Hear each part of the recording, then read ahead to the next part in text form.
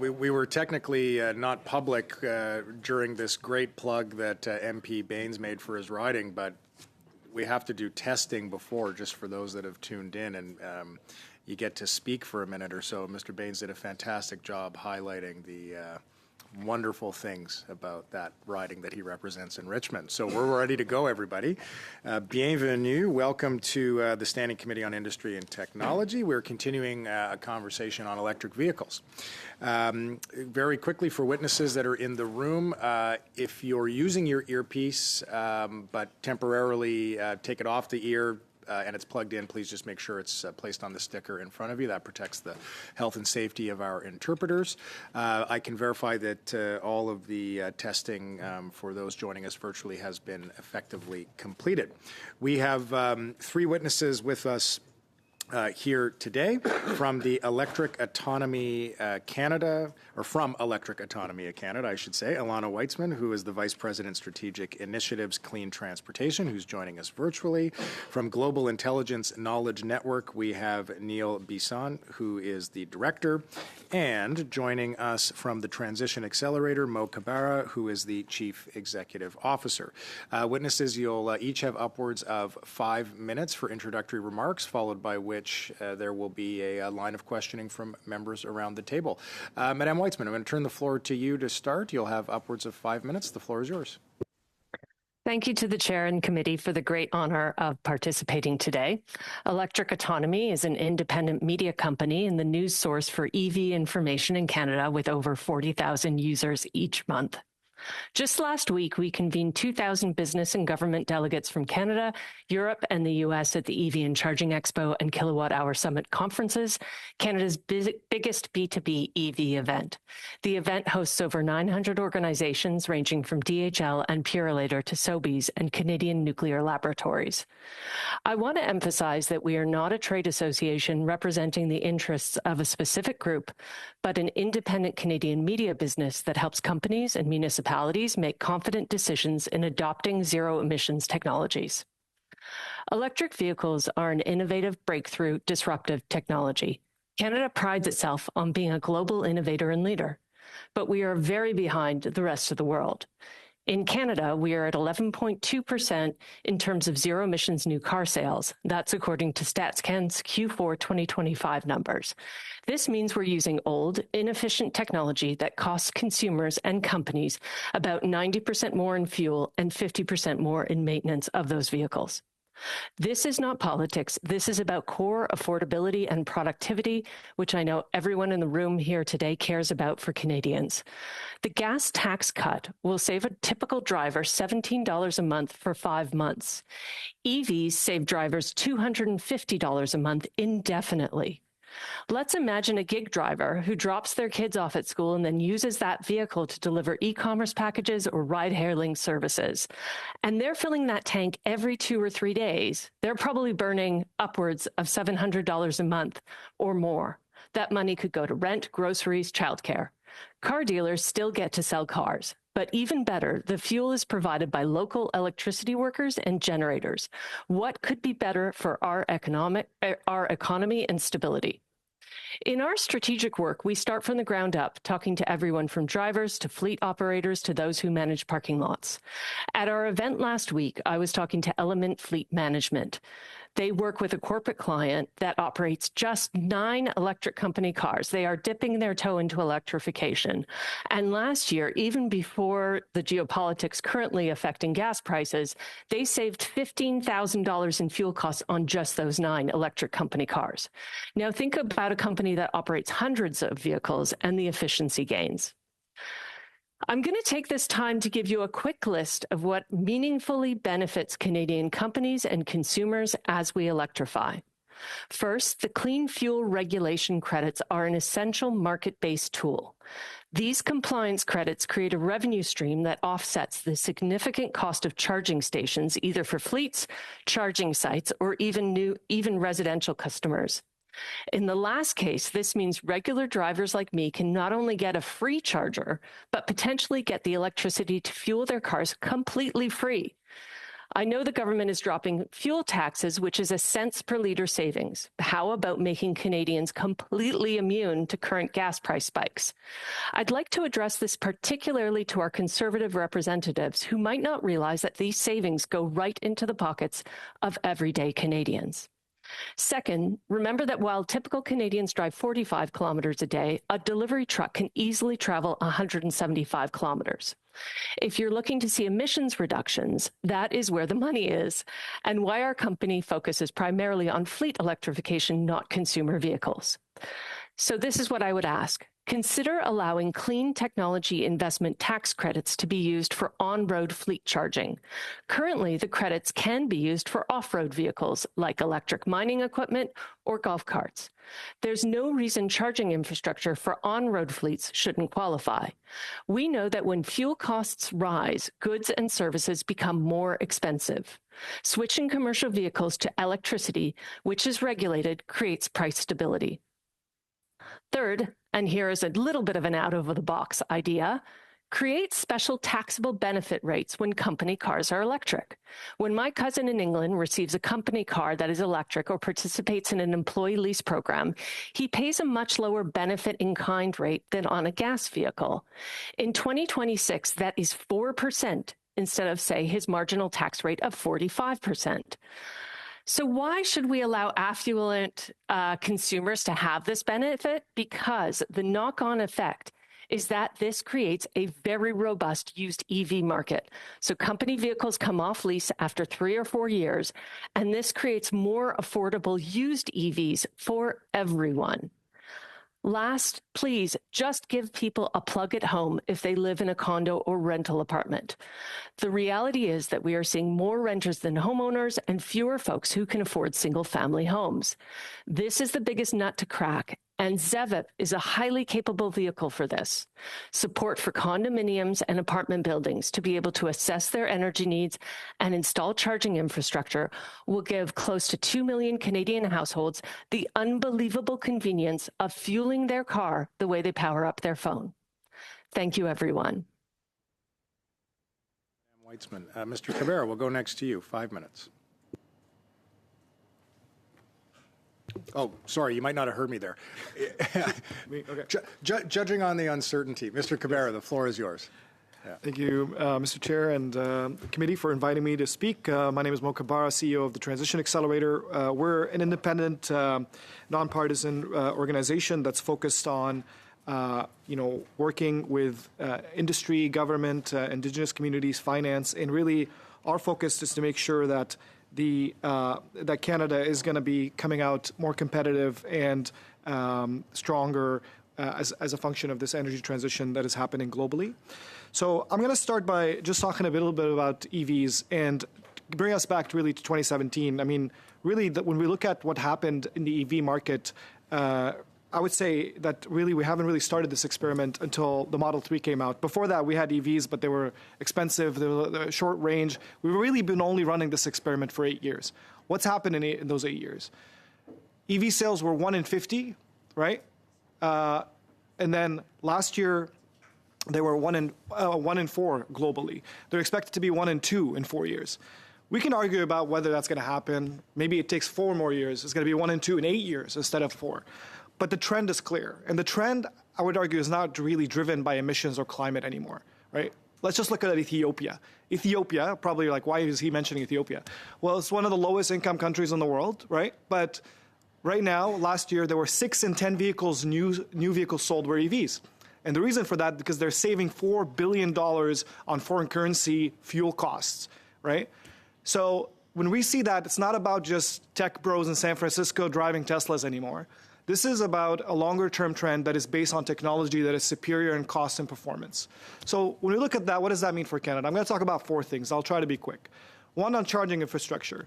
I think for charging infrastructure, the role of federal dollars and the role of the federal government is to make sure that we grease the wheel so we can get to a sustainable model where there is a market assessment or market demand for charging infrastructure based on a good business case. So I think in that case, an investment tax credit is a much more effective way to deal with that instead of the programs. But I do think that we have to distinguish that there are two buckets for charging infrastructure. There are charging networks that will make money because they're in like high utilization areas. But there are areas where, they'll never make money. It's kind of like the broadband stuff in rural areas, right? We just need them as a public good. And this is where I think where program support can focus. Another area I'm going to talk about is the GHG standards. We know about the electric vehicle availability standards, and the new auto strategy signaled that we're going to have GHG standards to have equivalency of 75% EV sales by 2035. I would just advise the committee that the focus here shouldn't be really on environmental stringency or environmental compliance. These standards, I think, are useful for two things. They're useful for signaling demand and with enough certainty for investors in charging and investors in grid upgrades. So the balance here should be to try to get the standards to be calibrated so we don't end up in the same situation that we did with the EV availability standards, where they're not really viable or realistic, but they're not also so loose that they actually lose the investment anchor. So that's the challenge there. So I would advise the committee to consider that. The third thing I'm going to talk about is that EVs are really an industrial policy play for Canada, right? So when we look at our auto sector, we were making 3 million vehicles in 1999, and last year we're making 1.3 million vehicles. That's more than a 50% drop in the manufacturing of those vehicles. There's a lot of reasons for that. Mexico getting in in the game is one of them. But I would basically say that I think this disruption that is happening to the auto sector globally with EVs is an opportunity for us to potentially reverse this trend, right? Because now what is part of the auto sector is not just the vehicle assembly, it is the battery cell manufacturing, the cathode manufacturing, the processing of the lithium. And this is an opportunity that would go beyond just Southern Ontario and help expand this potential economic opportunity all across Canada. So again, practical thing that I would advise the committee on is what's being considered on the remissions framework with the auto strategy. So the idea that we would allow automakers to generate credits that they could use to basically import vehicles tariff-free. The auto strategy signaled that it's looking at basically allowing that system for those companies that are making investments in Canada. I would basically advise that definition of investment be more comprehensive, to not just include vehicle assembly, but to include also other parts of the supply chain, including battery assembly, battery processing, and material processing. And the last point I'll make just on China. So China exported 1 million vehicles in 2020. Last year, they exported 7 million vehicles. Let's just that sit in for a second. That's 7x in 5 years. So I think the question of whether China is going to enter the North American market is no longer a question. I think the question is when and how does Canada make sure that it's to its advantage. So I think the selective exposure that we've had with the recent negotiation and the deal with the Chinese is a good model. We're not letting the floodgates open and allowing vehicles, to come in and hurt our domestic market. But then the question is, what do we do moving forward? I think joint ventures is something we need to consider. I think that the security concerns, and we'll hear from Neil on this, are real. We can't really ignore the cybersecurity concerns, but there are ways to help mitigate them. And I think if we're starting with the point is that we're not going to be able to avoid this long term. Like maybe we can for 5 more years, sure, but longer term, we're not going to be able to stop the Chinese from coming into the North American market. How do we do that? So I'll leave you those 4 points, and thank you. Okay, thank you very much, Mr. Kabara. Mr. Bisson, the floor is yours for 5 minutes. Good morning, Mr. Chair and members. Oui.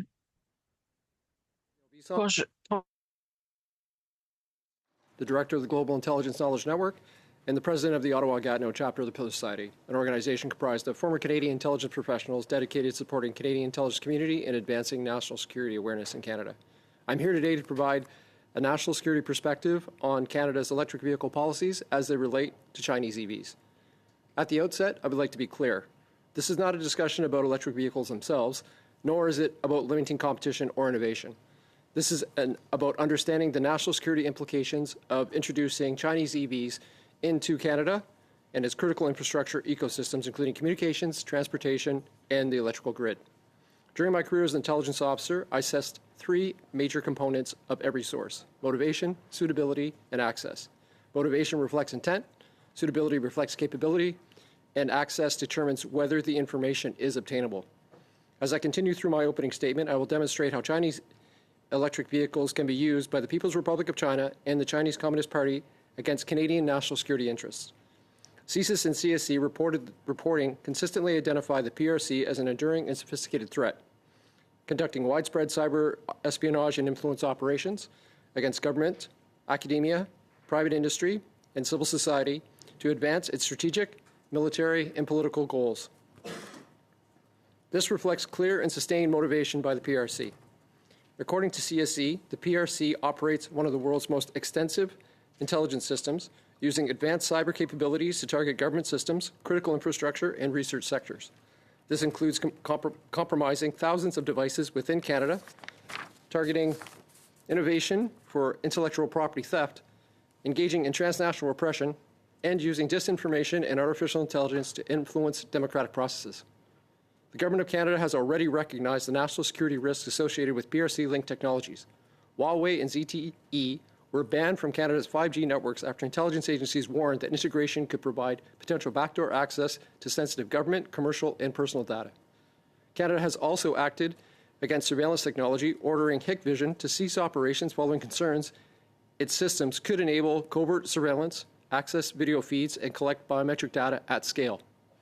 In addition, PRC-linked digital platforms have been used to influence the Canadian society, with officials identifying a coordinated information campaign on WeChat during a recent federal election that sought to shape narratives and influence voters through inauthentic amplification. Taken together, these examples demonstrate the PRC's suitability at exploiting telecommunications infrastructure, surveillance technologies, and digital platforms operating within Canada. This brings us to access. China's 2017 National Intelligence Law requires companies to cooperate with state intelligence services, meaning access held by those companies can ultimately become access to the state. Modern electric vehicles are highly connected, software-defined platforms that continuously collect and transmit large volumes of data, including geolocation, driver and passenger behavior and communications, environmental mapping, and external camera recordings. In effect, each Chinese manufactured EV is an extraordinary source of valuable data, the potential eyes and ears of the PRC, and we are on the verge of importing and dispersing tens of thousands of them across Canada. Chinese EVs will also be connected to the electrical grid through smart charging systems, home energy integration, and emerging bidirectional technologies, becoming part of a broader, interconnected energy ecosystem. Any system that is connected to critical infrastructure and capable of external communication introduces potential avenues of exploitation, including data collection, system access, or disruption. The PRC has already targeted Canada's energy sector. In Quebec, a Hydro-Quebec researcher was recently charged for allegedly sharing sensitive battery research information with PRC-linked entities. Open source reporting indicates that some Chinese electric vehicle manufacturers integrate technologies developed within the same state-directed ecosystem, including software platforms, advanced sensors, and connected infrastructure. The issue is not whether a single vehicle poses a threat, but whether Canada is prepared to introduce tens of thousands of connected Chinese-developed systems in our transportation networks, built and operated within an environment where the CCP has demonstrated both the motivation and capability to conduct espionage and foreign interference. Providing this level of access, particularly as these systems integrate within broader networks, including our energy grid, introduces new and potentially long-term vulnerabilities.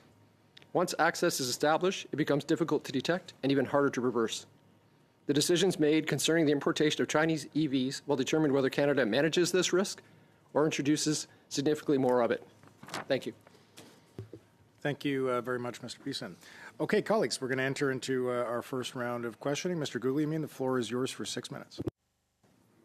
Thank you, Chair, and thank you to all the witnesses for your testimony today. Mr. Beeson, you were an intelligence officer with CSIS. Is that correct? Yes, that's correct. I'm just going to pause the clock just to let Mr. Beeson know. We've got someone who will turn your mic on for you. So, no, it's all good. So don't worry about it. You can focus on the question, and we'll take it. I paused the clock. You're good, Mr. Guglielmin. Continue. So you were an intelligence officer with CSIS. How long did you serve in that capacity? I was an intelligence officer from 2002 until 2020. And you are currently the director of Global Intelligence Network? Global Intelligence Knowledge Network, yes.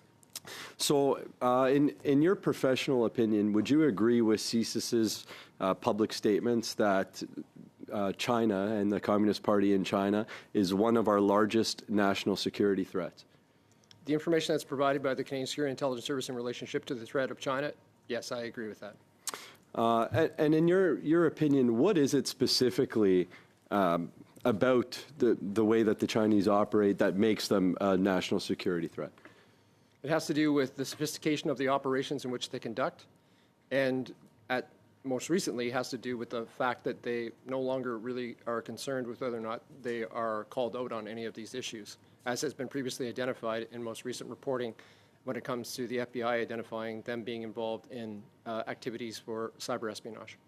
So you've also said that internet-connected vehicles, you've described them as a portal into our infrastructure, both communications and energy, with the potential to facilitate cyber attacks and shut down systems. So while that risk could apply to connected vehicles more generally, would you say that that risk's enhanced when we're talking about vehicles that are manufactured in China? As I previously stated, I believe the motivation and suitability in relationship to Chinese operations, in relationship to intelligence collection, foreign activity, and transnational repression demonstrates that, yes, that is the case.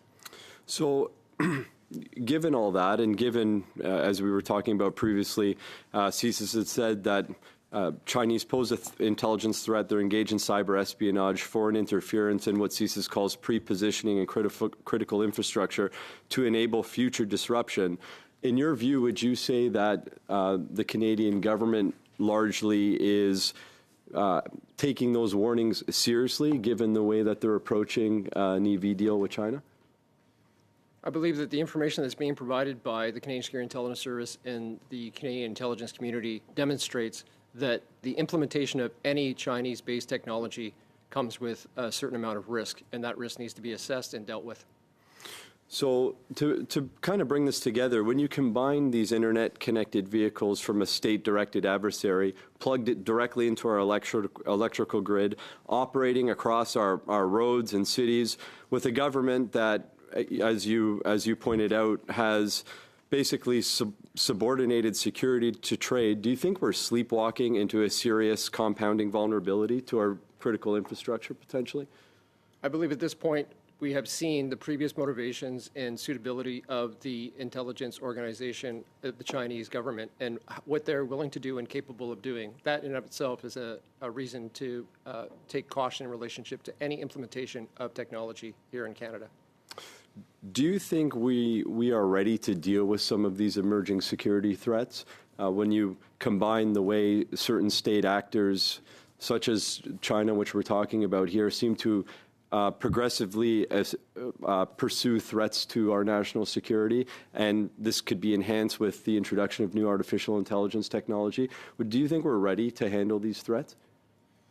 I think the Canadian government needs to continue to assess the potential downfall or the potential risks that are continuing to come from not just China but other states as well.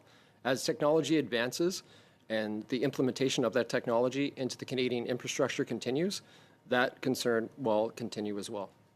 So just to clarify here, would you say that bringing in electric vehicles manufactured in China pose a national security threat to Canada? I believe the implementation of any technology that comes from a country that has previously demonstrated the suitability and motivation that the Chinese government has could potentially cause more risk to national security here in Canada.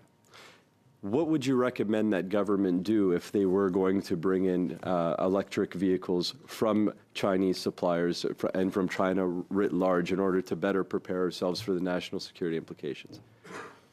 Unfortunately, I'm not savvy enough when it comes to the technology side of things. All I can basically state is the fact that we have seen what the risks are. We have seen that the Chinese Communist Party is willing to participate in cyber espionage, intellectual property theft, transnational repression, and all of those things are detrimental to the national security of Canada. If the implementation of technology that is being provided by the Chinese government or by the People's Republic of China could access more of this information within Canada, then that is definitely a threat that needs to be dealt with.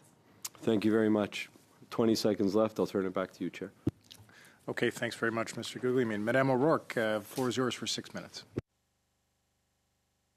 Thank you, Mr. Chair. First question to Ms. Weitzman, and perhaps also to Mr. Cabrera, if you can just keep your answers short. Can you just give us a general summary of what the response has been to the government's auto strategy thus far? I will keep this short. I think the general response is very positive. It has created a direction that is giving the industry and the sector as a whole some confidence. We now have incentives in place with clarity for light-duty vehicles, and we definitely feel like the indicators are a way to allow commercial development of both charging infrastructure and also a push for automakers who can see a clear vision from this government. From your perspective? Yeah, I'll keep my answer short. I mean, I think it was a great move from sales mandates to industrial policy, specifically including things like the emissions framework signal there that we're going to actually incentivize companies to invest in Canada as a way to access the Canadian market. And I think that is a great signal for making sure that we're building the auto sector and protecting the Canadian investments. So I'll just stop there. Right. And I think you both spoke to the fact that a number of organizations are seeing the benefit of electric fleets in terms of cost savings. And so I'm wondering if you can just comment really quickly in terms of what you're seeing trends domestically, but also globally in terms of fleet electrification and why Canadian businesses really shouldn't ignore that trend. Can jump in here. So when we talk about electrification, we're sort of talking about a couple different moves on the path to sustainable transportation. I'll give the example of a telecom company in Quebec. These are the folks that come and fix your internet in vans. They've really benefited from the Ford e-Transit, which is a low-cost electric van. A lot of their technicians are really doing short routes during the day, and 40% of their fuel costs were from idling. So that means when the technicians are sitting and having lunch, they are running the vehicle and burning fossil fuels, of course. So, and sitting in our neighborhoods with tailpipe pollution, I will add. When you switch to an electric vehicle during that idle time, they're usually using the high voltage battery, sitting comfortably in an air-conditioned or heated cabin.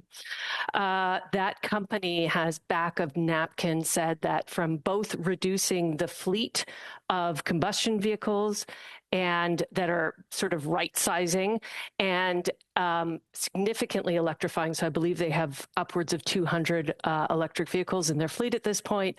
They, back of napkin, say they have saved $500,000 over 5 years. So that's not insignificant. Mr. Cabrera, did you want to add anything? I'll just add that I think there's a lot of opportunity for fleets and specifically for short haul delivery for a lot of savings. I mean, I developed a fleet optimization model about 6 years ago, and we were looking at if you have a vehicle that's only driving 5 kilometers a day, like don't go after that vehicle. But if you have a vehicle that's driving 200 kilometers a day, there's a lot of savings to be captured. Just another note here, just kind of as a data point. Over 50% of new heavy-duty trucks in China were EVs last year. So this is something that we're seeing, and technology is going to catch up, and there's a lot of savings to be captured there just from a logistical perspective. Right. And I think in the United States, we're seeing Tesla build like supercharging stations. They're coming out with semis that are electric as well. And so what is the benefit of having a domestic battery production here in Canada for that future that we see coming all around us? It's like, can we take that trend that I mentioned, 3 million vehicles to 1.3, and now we've expanded the definition of what we're associating with the auto sector. And I think batteries where the value is at in the EV. So having Canada play a role in battery manufacturing is going to be where we capture the economic value. Right. And I believe that in the conversation right now about looking at the remittance framework, we might actually be widening the definition of what is Canadian production. So that's exciting. And it's an opportunity to plug the productivity super deduction where people who have an EV fleet can write that off in the first year. That's in budget 2025. Just want to give you each a chance to comment on the importance of having uniform charging connectors. That's been raised with me. And also, if you could comment on the importance of calibrating the GHG standards. Mr. Cabrera, if you wanted to start. I mean, I'll just speak about the GHG standards. Again, I think that our objective and our organization has been very clear on this. The goal is to transform the system to come out better off economically. That's the goal. If we're chasing megatons in 2027 and 2028, and how much did we reduce it by 17% or 15%? I think that's just not the right policy question. So it should be calibrated again to preserve the investment signal that is needed for charging infrastructure and grid upgrades without necessarily affecting affordability and consumer choice. And that's the threading of that needle that needs to happen. All right, Ms. Weitzman? Yeah, I'll also start with the emission standards.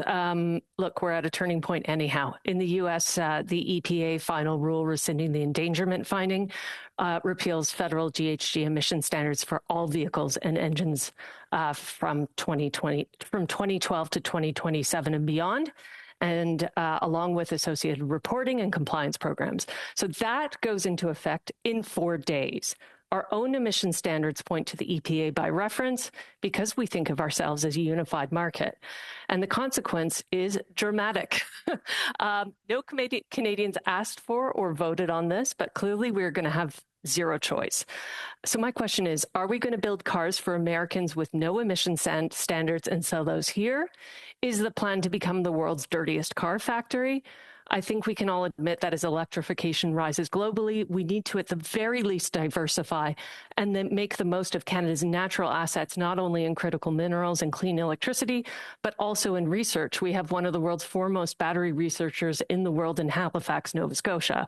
So I think at this point, we really have no choice with the trend that is happening south of the border. Quickly on charging yes? Absolutely. Thank you for the commentary. Monsieur Saint-Marie, 6 minutes à vous. Merci, Monsieur le Président. Thank you, Chair. Welcome to all our witnesses. This has been a very interesting meeting. We're learning a great deal. My first questions will be for Mr. Cabaret and Ms. Weitzman. Que le panel des trois témoins ici. Our 3 witnesses here today is very representative of the issue that we're discussing. Mr. Cabaret, are you listening to the interpretation? I can understand a little bit. Yes, you need to click on the screen, and if you're on floor, you should choose English, just to have access to interpretation. On a l'enjeu où So émettre moins de gaz à effet de serre. we understand that there's less GHG emissions as we move towards electric vehicles in terms of individual use and commercial use, but now it's being done for economic reasons. We see that the cost of driving an electric vehicle is becoming more and more competitive, especially when we use it in the long term. And to respond to the previous American administration had a whole industry in order to work with what was going on in the U.S. However, with the current American president, it's difficult for us to develop this production. And Paul Krugman, American economist, reminds us that it is China which has developed expertise in EVs. And this also includes solar panels, etc., and the costs are much lower. So Mr. Bisson clearly told us about problems with respect to domestic security and importing this kind of vehicle. Mr. Cabrera said that there could be joint ventures, etc., and this is a solution that we could analyze. But fundamentally, Mr. Cabrera, you convinced me of the importance for Canada to develop its own supply chain for EVs and batteries. You provided examples in your remarks, and you mentioned the importance of supporting the entire supply chain. Often we think about the final steps just before these things get integrated in the vehicle, but I'd like to hear from you on the beginning of the supply chain.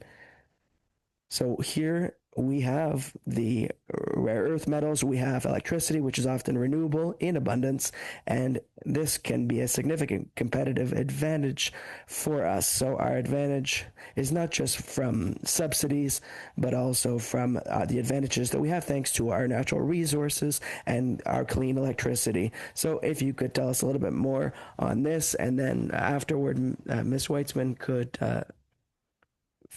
add to the answer. On the supply chains.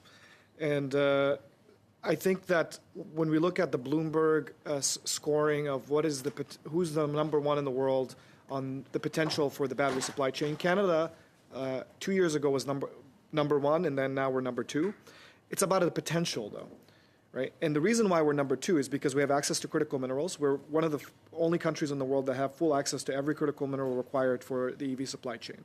So that includes, lithium spodumene in Quebec. It includes also lithium brine in Alberta, right? It includes nickel in Ontario. Copper is a very important element. We can have copper smelting in the Alberta heartland, right? So for me, this is the critical mineral stuff. We've been talking about it for a while.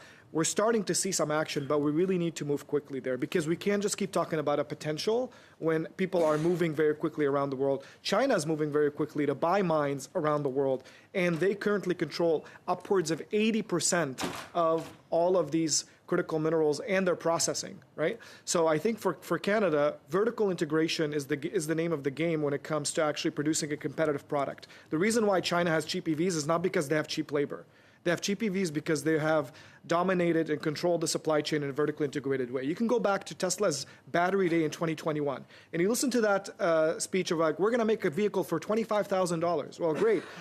Everything they talked about was about vertical integration. They were going to control the lithium in Nevada. They were going to process it there. They were going to have cathode material. So the idea there is that vertical integration is going to be the name of the game, but that requires coordination. That requires industrial policy, and we've seen some hints of that. I think where we are right now is way better than we were 5 years ago. We were nowhere on EVs and the supply chain, but I think we still have a large way to go. And I'm saying is like Chinese are dominating this market globally. I'm not dismissing their security concerns, but is there a way that we can partner with them on the joint ventures? The U.S. is considering it. The CEO of Ford told Trump they want to go with him to China to talk to BYD and to cattle. So we should not leave ourselves out of that conversation when obviously our partners, quote unquote, in the South are actually looking at the same options. Merci. Je vais demander, merci beaucoup pour la réponse. Thank you very much. Thank you for your response. I think there should be some partnership with the industry in Europe, but I would also like to hear Mrs. Wiseman on the minute that I have left. Yeah, absolutely. So I'll say that the battery opportunity is not just for electric vehicles, it's for battery energy storage systems. And again, just to reiterate what Mo was saying, I think the opportunity here is huge for Canada. The world needs more power. It needs more clean power. AI data centers, as we know, are power hungry. And so batteries are an essential resource that we should be developing. And as that manufacturing can go both into stationary storage and into mobile storage, otherwise known as electric vehicles. Merci, Monsieur Saint. Thank you very much to both of you. Thank you, Mr. St. Mary. Chair, and thank you to all of our witnesses for coming to committee today. For your testimony. And Mr. Bisson, I would like to begin with you. First of all, I would just like to let you know that I served a rotation on the National Security and Intelligence Committee of Parliamentarians. I have some fairly in-depth knowledge of what CSIS's capabilities are and what they do, and I want to thank you for your service there.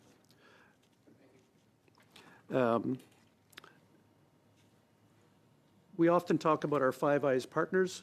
I'm not sure everybody on the committee understands what that is or who it is, or if Canadians watching these proceedings understand who our Five Eyes partners are. Could you briefly tell the committee who the Five Eyes partners are and what they do? Yes, the Five Eyes partners are one of the largest amalgamation of intelligence organizations in the world. They comprise ourselves, the United States, United Kingdom, New Zealand, and Australia. Thank you. And that's an intelligence and security sharing organization or arrangement that we have with those other four countries. That is correct. Prime Minister Carney has previously stated that China is our greatest national threat. Would you agree with that assessment? I would say that China poses the largest threat to Canada from an intelligence perspective, yes. And we, as you stated in your opening remarks, we have previously banned technologies of certain products from Canada that originated in China. That is correct. Okay. You have said that our or would you consider, you indicated that the United States is among the group of our Five Eyes security partners. Are you familiar with the FBI tipping off our law enforcement agencies of threats here in Canada? Yes, that has happened on occasion. And would you consider the United States a trusted partner? The United States has provided the Canadian intelligence community with information and intelligence for decades, yes. Okay. You've previously said that our Five Eyes partners have indicated that Chinese manufactured electric vehicles pose a threat to our national security. And if we move in the direction of allowing Chinese technology through these 49,000 EV vehicles, it poses a risk of isolating ourselves from our partners. The importation of 49,000 Chinese vehicles could put us in a position where other Five Eye partners would be concerned about that integration into our technology. And what could that potentially mean for Canada? It could mean, as in any other technology that's implemented that is connected to communications, that individuals that are in sensitive areas and who have access or are being accessed by this type of technology might be considered a potential compromise. Okay, and could that lessen the degree of confidence that some of our Five Eyes partners have with us as far as intelligence sharing?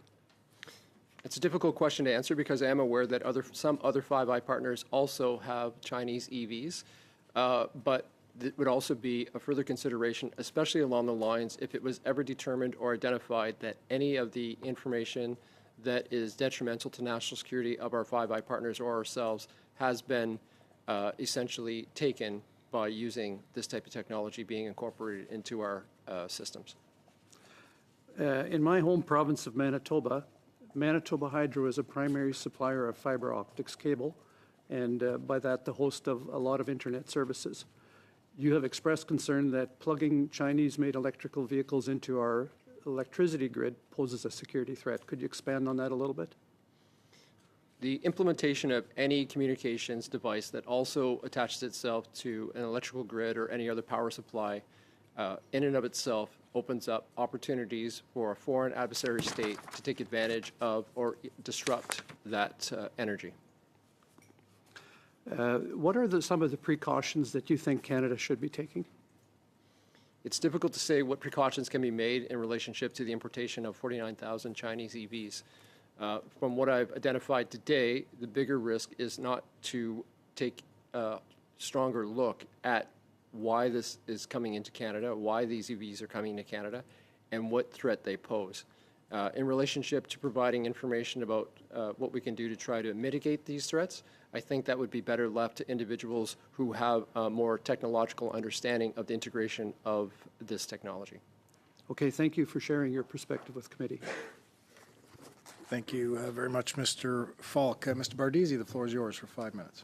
Thank you very much. I want to start with Mr. Cabrera on your commentary around the tailpipe emission standards being perhaps important as an investment direction signal. Could you just elaborate a bit more on that and Sure. what kinds of signals it sends exactly? Yeah, I mean, let's think about electricity system planning, right? So if you look at utilities, they're supposed to plan what the grid's going to look like and where they're going to put their investments. When you're telling them that we're going to have a bunch of EVs coming online, but they don't have any idea, is it going to be 100,000 or is it going to be 300,000? That really impacts their ability to actually plan for that growth, right? So when we're looking at planning for the growth, what this acts is as an investment anchor in the sense that it anchors the demand in something that can be tangibly calculated so that they can actually look at their distribution investment that they're going to do. So Similarly for the charging infrastructure people. So having some idea how the market is going to evolve is going to be really helpful for something that is changing very rapidly. The internal combustion engine associated manufacturing sector can take gas stations in a sense for granted. They don't need to help prime in any way the existence of a gas station infrastructure on which they depend. But the situation with electric vehicles is different. Could you elaborate a bit on that? For that, there's a very simple reason.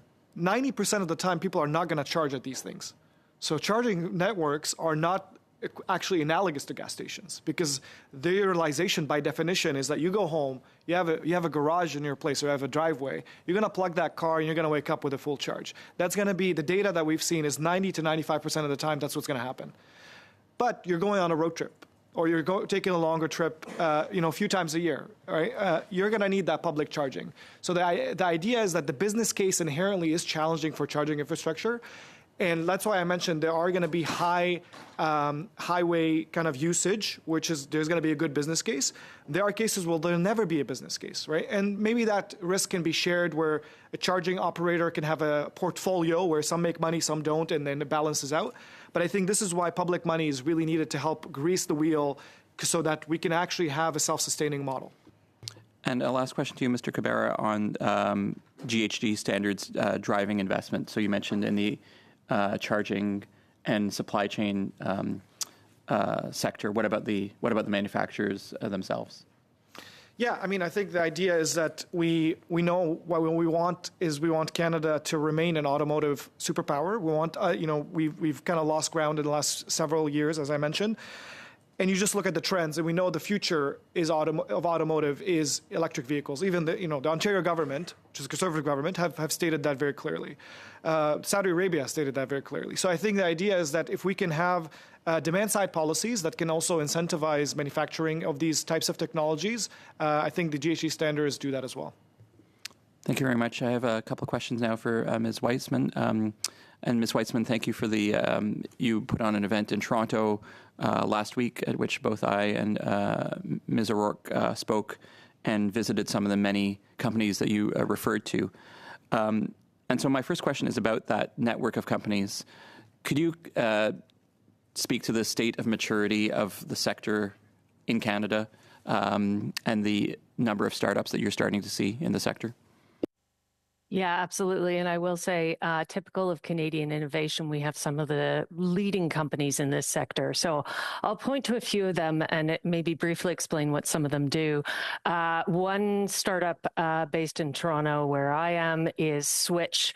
They really have a diverse portfolio that they work on, but they're just a leader in condominium charging. So where you have electric vehicle stations going into parking spots for apartment buildings or other multi-unit residential contexts, their technology is really best in class, and they work across North America.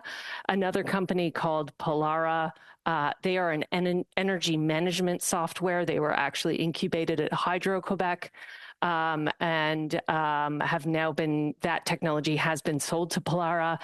And that platform marries the charging infrastructure with energy management, which is obviously very beneficial to grids, but also beneficial from a cost basis to those operators.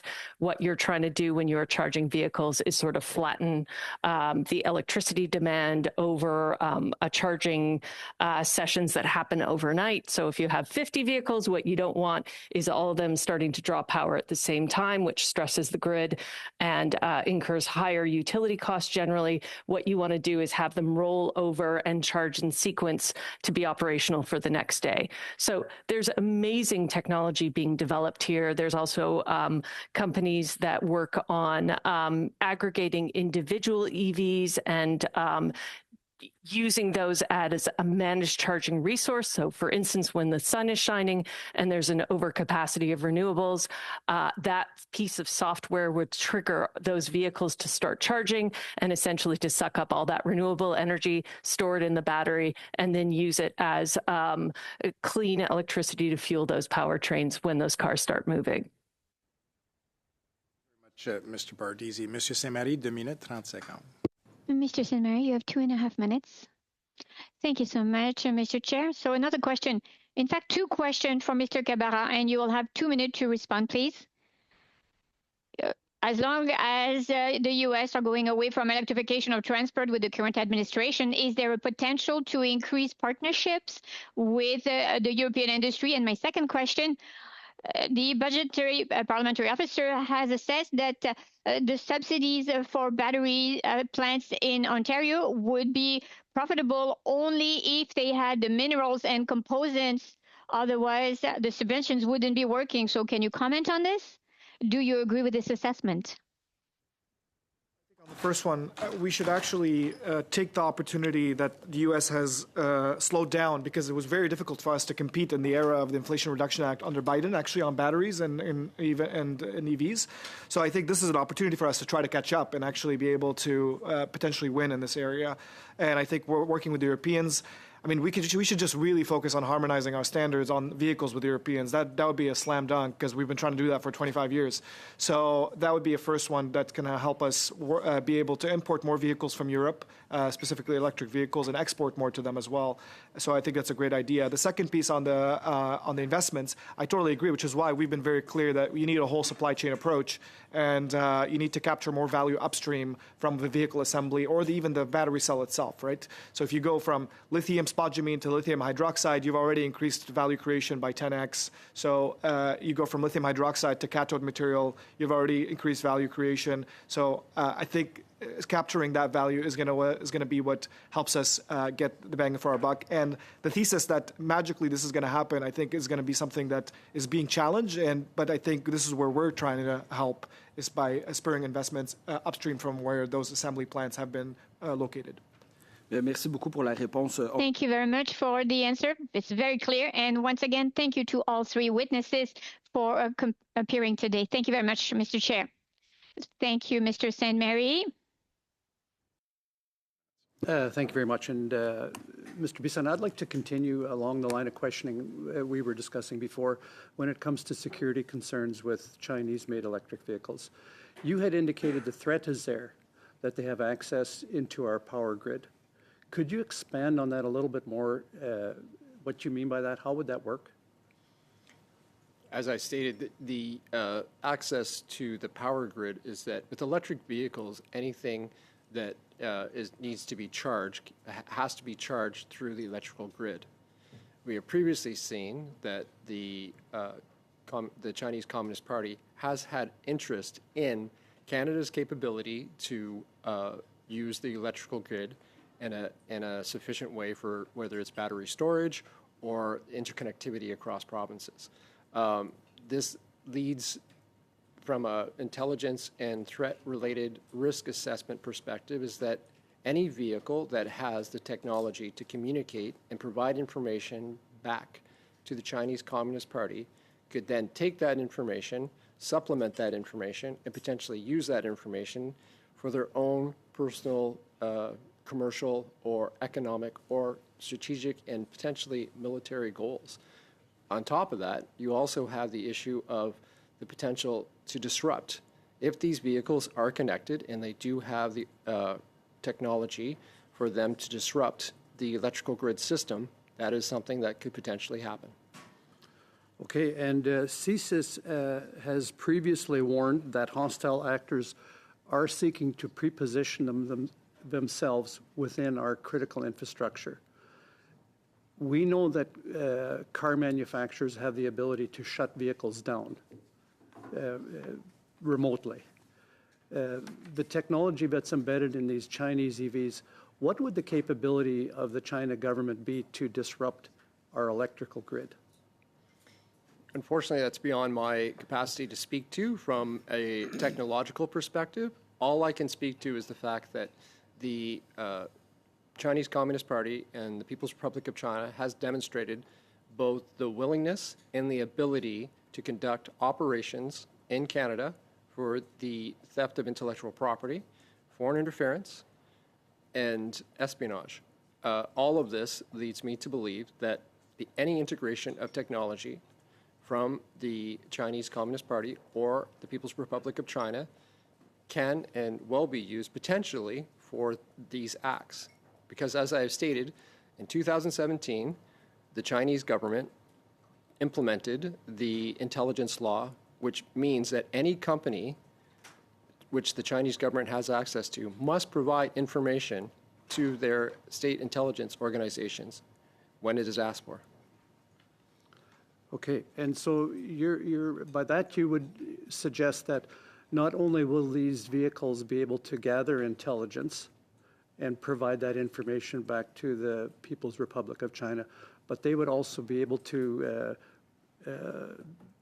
disrupt perhaps our internet, our power grid, things like that. That is possible, yes. Okay, and what would that mean? What could that look like? It's difficult to say. If there were a situation in which the Chinese government were looking for specific information, let's say Canada is trying to continue to advance in the fields of artificial intelligence. There are individuals who have access to these vehicles and use these vehicles on a regular basis. There's potential that information, once it is connected to the system, whether it's through a phone or anything else, could potentially be then sent to the People's Republic of China and then used by the People's Republic of China to advance their own interests. Okay, and that could either be from an intelligence gathering perspective or from a disruption perspective, where they actually send something to us to disrupt our systems. The potential is there that any connected system that is integrated into our energy ecosystem could be used to disrupt. Okay, thank you. Mr. Chair, I'm good. You're good? Okay, excellent. Give us a little bit of time back. Mr. Baines, the floor is yours for 5 minutes. Feel free to follow the path set by Mr. Falk, as we are running some other things. So the floor is yours for what I will say is upwards of 5 minutes. Thank you, Mr. Chair, and thank you to our witnesses for joining us today. My first question is to Mr. Kabara. You spoke, or maybe I'll reference a report on your website titled Exporting the Future Economy, and you stated exports in clean energy supply chains have grown 21% faster than all other exports over the past 5 years, and they're growing faster with partners outside of the U.S. So in other words, they're already diversifying our economy, and with the targeted industrial strategy, they could help Canada unlock $600 billion annual export opportunity by 2035. You've spoken quite a bit about this in your answers. Which exports are these specifically, and to which non-U.S. partners? We're specifically in that report. One of the areas, I don't have that data in front of me, but one of the ones that came up was transformers or grid equipment, actually increasing around a little bit upward of 200% since 2024. So, and a lot of it was going to European and Asian markets. Okay, and in the report's conclusion indicates that Canada must concentrate this strategy on specific supply chain segments where it can achieve scale and capture high value add. Which areas can you maybe share and maybe even make some recommendations? I've been talking about the battery value chain because there's about a lot of value add here, and this is where we're seeing growth in the global markets and global demand. And Canada, has a real opportunity there. We're also seeing growth in like the transformer stuff that we're talking about. We can really look at one company, Hammond Power in Ontario, that is increases exports significantly, and it was really mostly driven by the AI demand, right? So I think the trend we're seeing with electrification more broadly globally is really converging on, increasing demand for things like grid equipment, but also electric vehicles. And at this point, it's happening because the future, when you think about the future, you're thinking about AI, digital, you're thinking about a very precise amount of energy that is being delivered in milliseconds. So this is where I think we're able to capture a lot of value, whether it's critical minerals, EV supply chain, grid equipment, also mass timber, which is upgraded forest product for construction. So those are some of the areas that we have in our report. I don't know, we have a lot of time here. So okay, Thank you. You know what? I'll give some time back there then. I know we're waiting for the second panel, so happy to oblige. Thank you very much, Mr. Baines. What an unbelievable show of unity across partisan lines here. Everybody gave a little bit of time back to the committee. Colleagues, we're going to suspend very briefly. I want to thank our three witnesses for joining us today, contributing meaningfully to the study we're undertaking on electric vehicles and the implications that come with the decisions and the direction that the government will be taking in that regard. So thank you. Appreciate you availing yourselves to us. Colleagues, we're going to suspend very quickly, and we'll come back in a couple of minutes because we do have some extra time at the end of committee. We have to deal with some business. Suspended.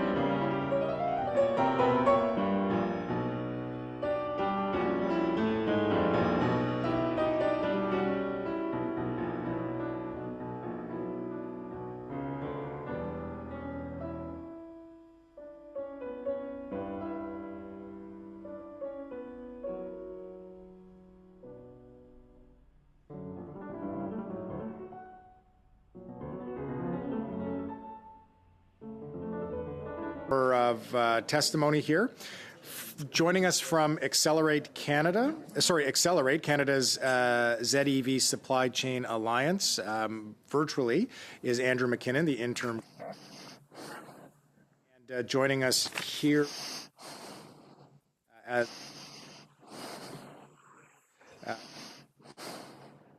joining us, we are going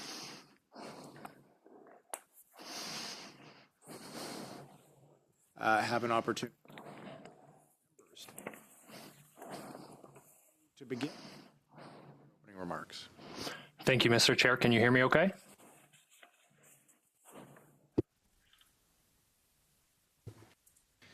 Good afternoon. Good afternoon. Thank you to the committee for the invitation to appear and speak on this important study. Accelerate is an industrial alliance of key actors in Canada's emerging zero-emission vehicle supply chain. Our network of partners and collaborators includes critical minerals miners, battery producers, battery materials producers, vehicle parts makers, vehicle manufacturers, researchers, and labor interests. Since 2021, we have been working to support more Canadian content in EVs built here, in North America, and sold around the world. By developing and supporting the EV industry, Canada can achieve multiple outcomes at once. Expanding the EV supply chain means more jobs in mining, materials production, manufacturing, and research from coast to coast. More materials production, driven by EV and battery production demand, can support our defense industries. More EVs on our roads means better air quality and less GHG emissions.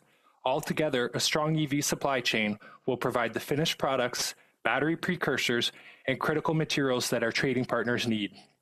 Achieving these outcomes requires a balanced and holistic approach that both supports the supply of materials and the development of the EV market, and support for our traditional automotive industries.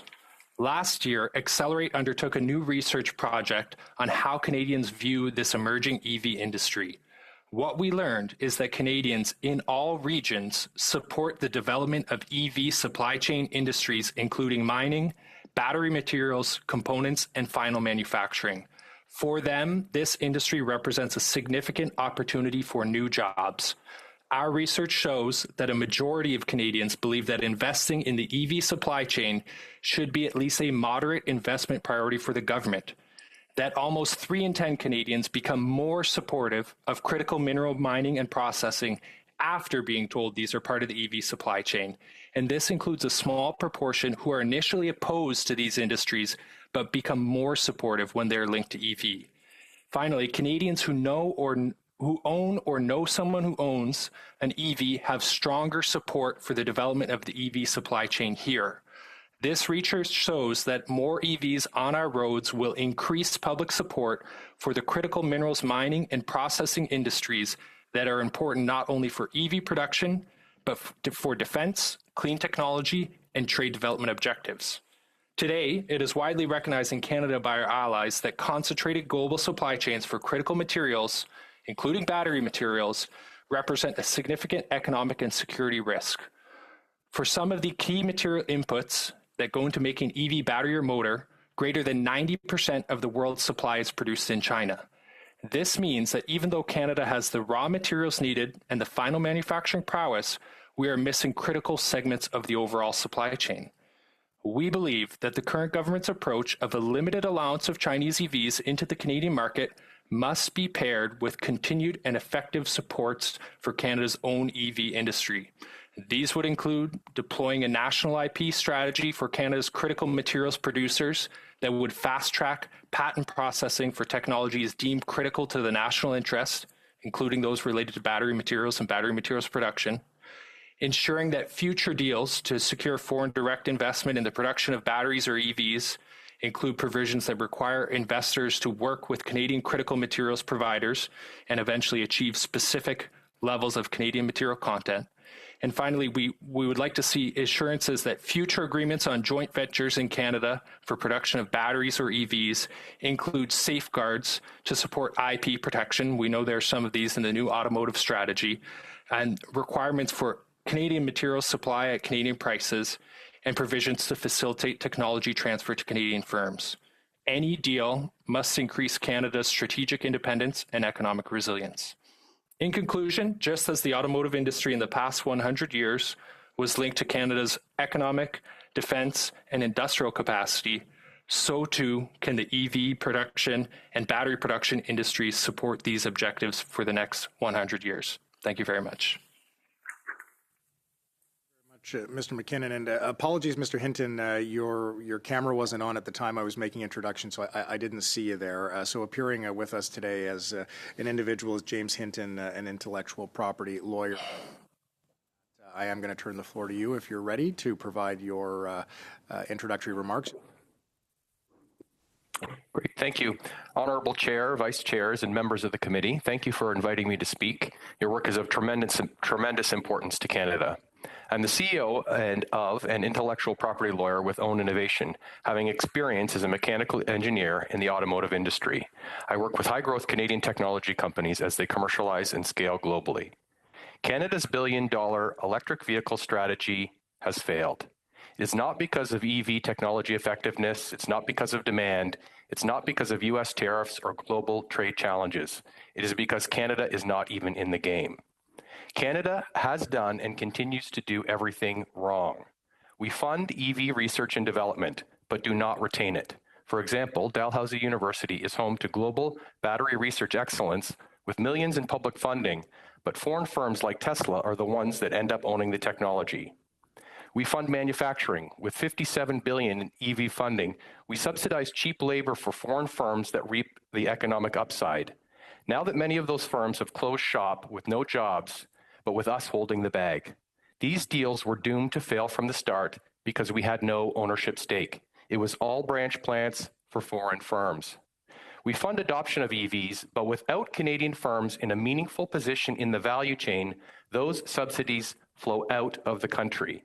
Adopting someone else's technology is not economically productive. Financially subsidizing the adoption of someone else's technology is disaster. We do new trade deals with China where they give us high value-add electric vehicles that drive data-driven economics, and in exchange, Canada provides low value-add canola, lobsters, crabs, and peas. The Chinese get to commercialize their IP and capture Canadian-generated data, while Canada trades on low value-add raw materials. Because of this, we are making ourselves poorer, more dependent, and less secure. EVs are about three things: intellectual property, data, and sovereignty. Today, EV and automotive factories rely predominantly on automation and robotics backed by intellectual property, not workers. Just 7% of a car's value goes to labor, with the benefits going to the owners of the IP embedded in the technology, not those that buy or install it. The Chinese, Americans, and other global players own EV technology, so they will benefit from the global shift towards EVs, and Canada will absolutely not benefit because it doesn't own significant EV intellectual property. We own just 1% of global EV patents. The Chinese, they own 51%. If Canada had a strategic advantage in EVs, it may be critical minerals. However, while Canada may physically have critical minerals, Canada does not own the technology required to extract those minerals or transform them into batteries. Canada owns less than 0.7% of global mining patents. EVs are all about data. Vehicles not to get you from point A to point B, but rather vehicles to get your data into the hands of the automotive companies. This is an economic problem. The data has significant economic value, and we lose that. This is also a security risk. Foreign governments can access that data and use it to undermine our national security and sovereignty. My recommendations follow directly from the problems that we've created for ourselves. Stop subsidies. Stop the manufacturing subsidies for foreign firms. Canada can be better than simply a cheap labor provider. Stop the adoption subsidies. Unless we have Canadian companies as substantial and meaningful parts of the EV value chain, adoption subsidies will continue to be a massive wealth transfer out of the country. Second, instill upstream research constraints to ensure that Canadians benefit. No more deals where Canada funds the research and foreign firms get the IP. Canadian firms need to stop selling Canada out. And third, create a patent fund that generates and retains IP in Canadian firms and expands freedom to operate for Canadian firms across the EV value chain: critical minerals, manufacturing, AI, autonomous vehicles, cybersecurity. Like other jurisdictions, Canada must establish a sovereign cloud with ambitious data governance so that Canadian EV data remains exclusively under Canadian legal control and is held out of reach of foreign control for economic and national security. Finally, grow Canadian firms in the EV value chain instead of driving adoption of non-Canadian technology. Canada needs to incentivize and create a domestic automotive industry with Canadian-owned technology at its core. Canada's automotive industry is on its deathbed. The only path to success is for Canada to stop subsidizing labor and adoption and to incentivize Canadian companies owning value-add technology and driving its commercialization. Canada's current EV path is one of economic ruin. Thank you. Thank you very much, Mr. Hinton. Mr. Fischmeister, you'll have 5 minutes, sir. The floor is yours. All right. Thank you very much to the committee to give me the opportunity to speak. I'm a professor in the Department of Electrical and Computer Engineering at the University of Waterloo. I've been working about 26 years in the area of safety and security of cyber-physical systems across different sectors. I've also spun off multiple companies out of the R&D at the university. The notable one I think that might be of interest for this committee is Paletronica, which provides supply chain cybersecurity solutions and cyber assurance to detect defects, oversights, fraud, and cybersecurity issues in the supply chain. I want to bring and raise awareness of a particular problem that prior witnesses have not really yet mentioned. And that is around the problem of potential systematic compromises of systems like vehicles through the supply chain. Supply chain attacks, as they're typically known, are classified under MITRE ATT&CK and allow the attacker to insert vulnerabilities before systems are delivered and before systems are deployed. This enables coordinated large-scale exploitation of these exploited systems at the time of the choosing of the adversary. In the context of vehicles and charging infrastructure, this could mean maliciously inserted embedded circuits in battery management systems or compromised charging systems to destabilize, for example, the grid at a point of choosing. Public literature already documents real-world examples of hardware tampering and supply chain compromises across a number of industries.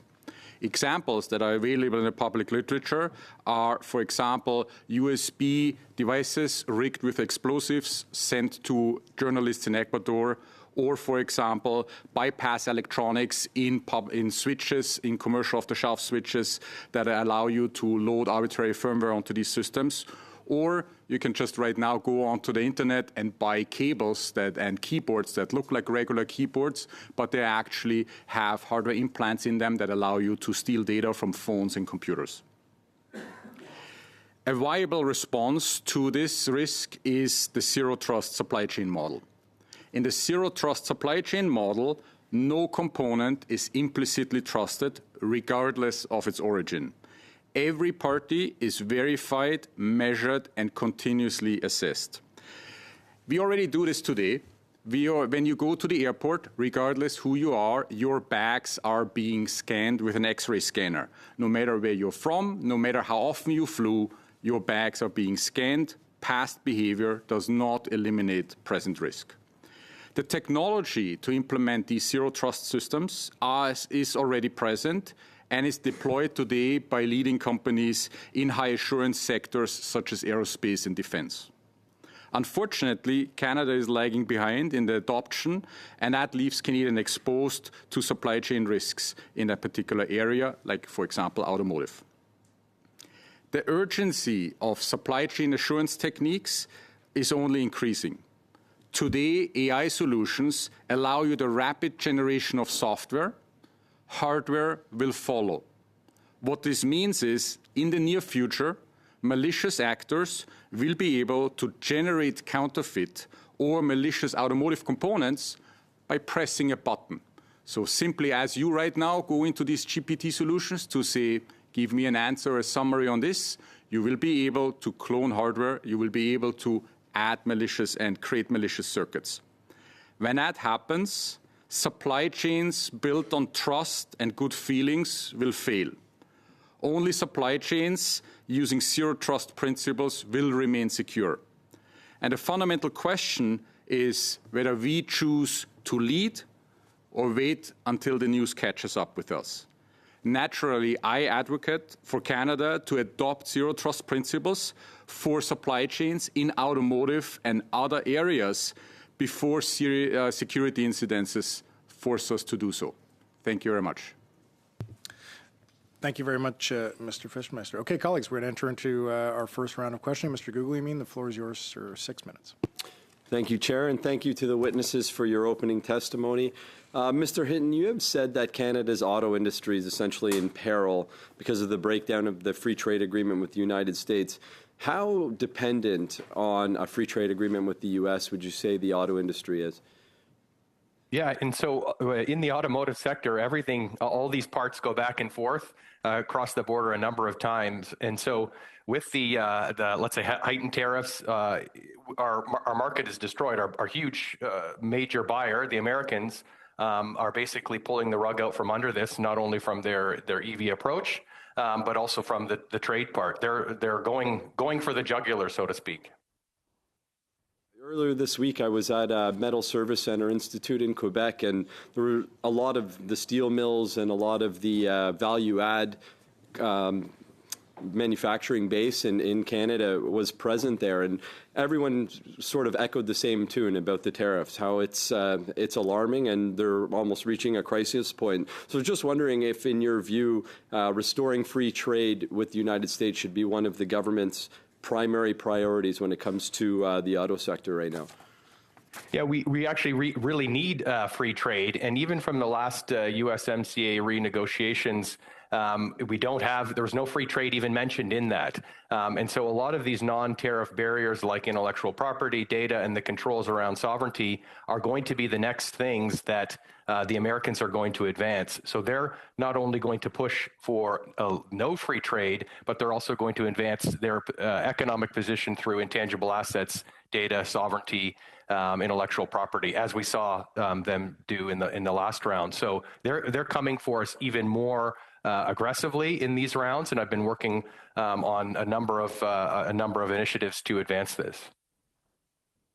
Given that the Canadian government has decided to open our market to Chinese EVs, do you think that decision helps or hurts our relationship with the United States? And do you feel that there's any risk there that it gives Washington a legitimate argument that Canada is becoming like a conduit for Chinese electric vehicles, potentially posing security risks here and elsewhere? Yeah, and so I think it's finally an acknowledgement. When I worked as an engineer now almost 20 years ago in this industry, we would send parts and manufacturing over to China. Now we're at best going to be working for Chinese factories in Canada.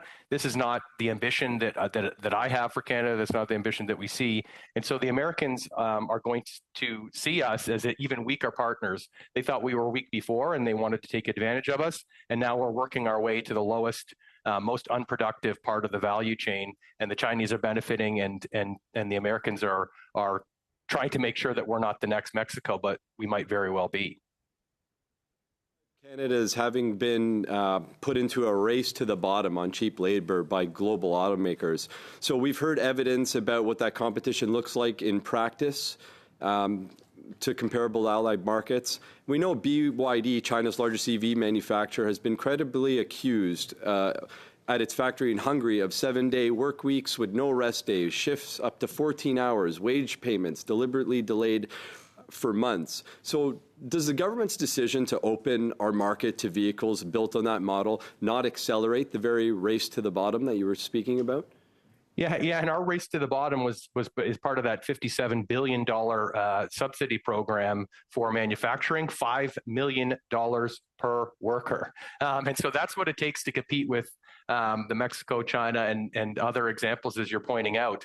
And so we have to continue to pay for this, and it's based on economics that no longer exist. There's not the spillovers. We're in an era where there are negative spillovers when you introduce these branch plants into these economies, and the jobs that are purportedly supposed to go to this aren't there, and when they are, it's difficult conditions. It's all automated technology. Nobody touches cathodes and anodes of battery technologies anymore. It's all about the technology that runs these things. And so thinking that this is some big job boom is delusional. That's from a bygone era more than 30 or 40, 50 years ago. And that a lot of the subsidies being directed at the EV market are actually being captured by companies owned by foreign governments. Absolutely. Yeah, no, we don't have any of the firms. So all of the subsidies have gone to foreign firms and their branch plants here. They get the economic value of that, and Canada doesn't get it. We don't get the tax revenue on it, and all of the value is in its IP, the data that they get. The Chinese get the data. They can commercialize that data. We don't get any of that. So we're not getting all the value, but we're paying for everything. We're paying for the creation, we're paying for the manufacturing, we're paying for the use, but we're not capturing any of the value. Where is the value capture? It's not here. And we have some great Canadian technology companies. They're small and medium-sized enterprises, and they're going up against the giants that are out there and have to compete against them with $1 billion of their own Canadian taxpayer funding. Professor Fleischmeister, I got a couple seconds left. Just quick question for you. You've said that connected safety critical systems is no longer enough for these systems to be safe. They must also be secure. Do you think EVs, with EVs, the cybersecurity has been treated as a public safety issue up until this point? So I absolutely agree with the statement that I have this everywhere around that. Today, building a safe system is not good enough anymore. You need to build a safe and secure system, because the safety side is protecting, making sure that something in the system itself does not, for example, harm road participants. The security side also captures that no external person can force, for example, a safe system to get into a state where it can endanger and harm road participants. In the automotive domain, there are particular areas where companies have been working actively around security and trying to make systems more secure. You already heard testimony and the famous example from 2015 around the Jeep Cherokee, where via remote control you could get access and, for example, disable the brakes.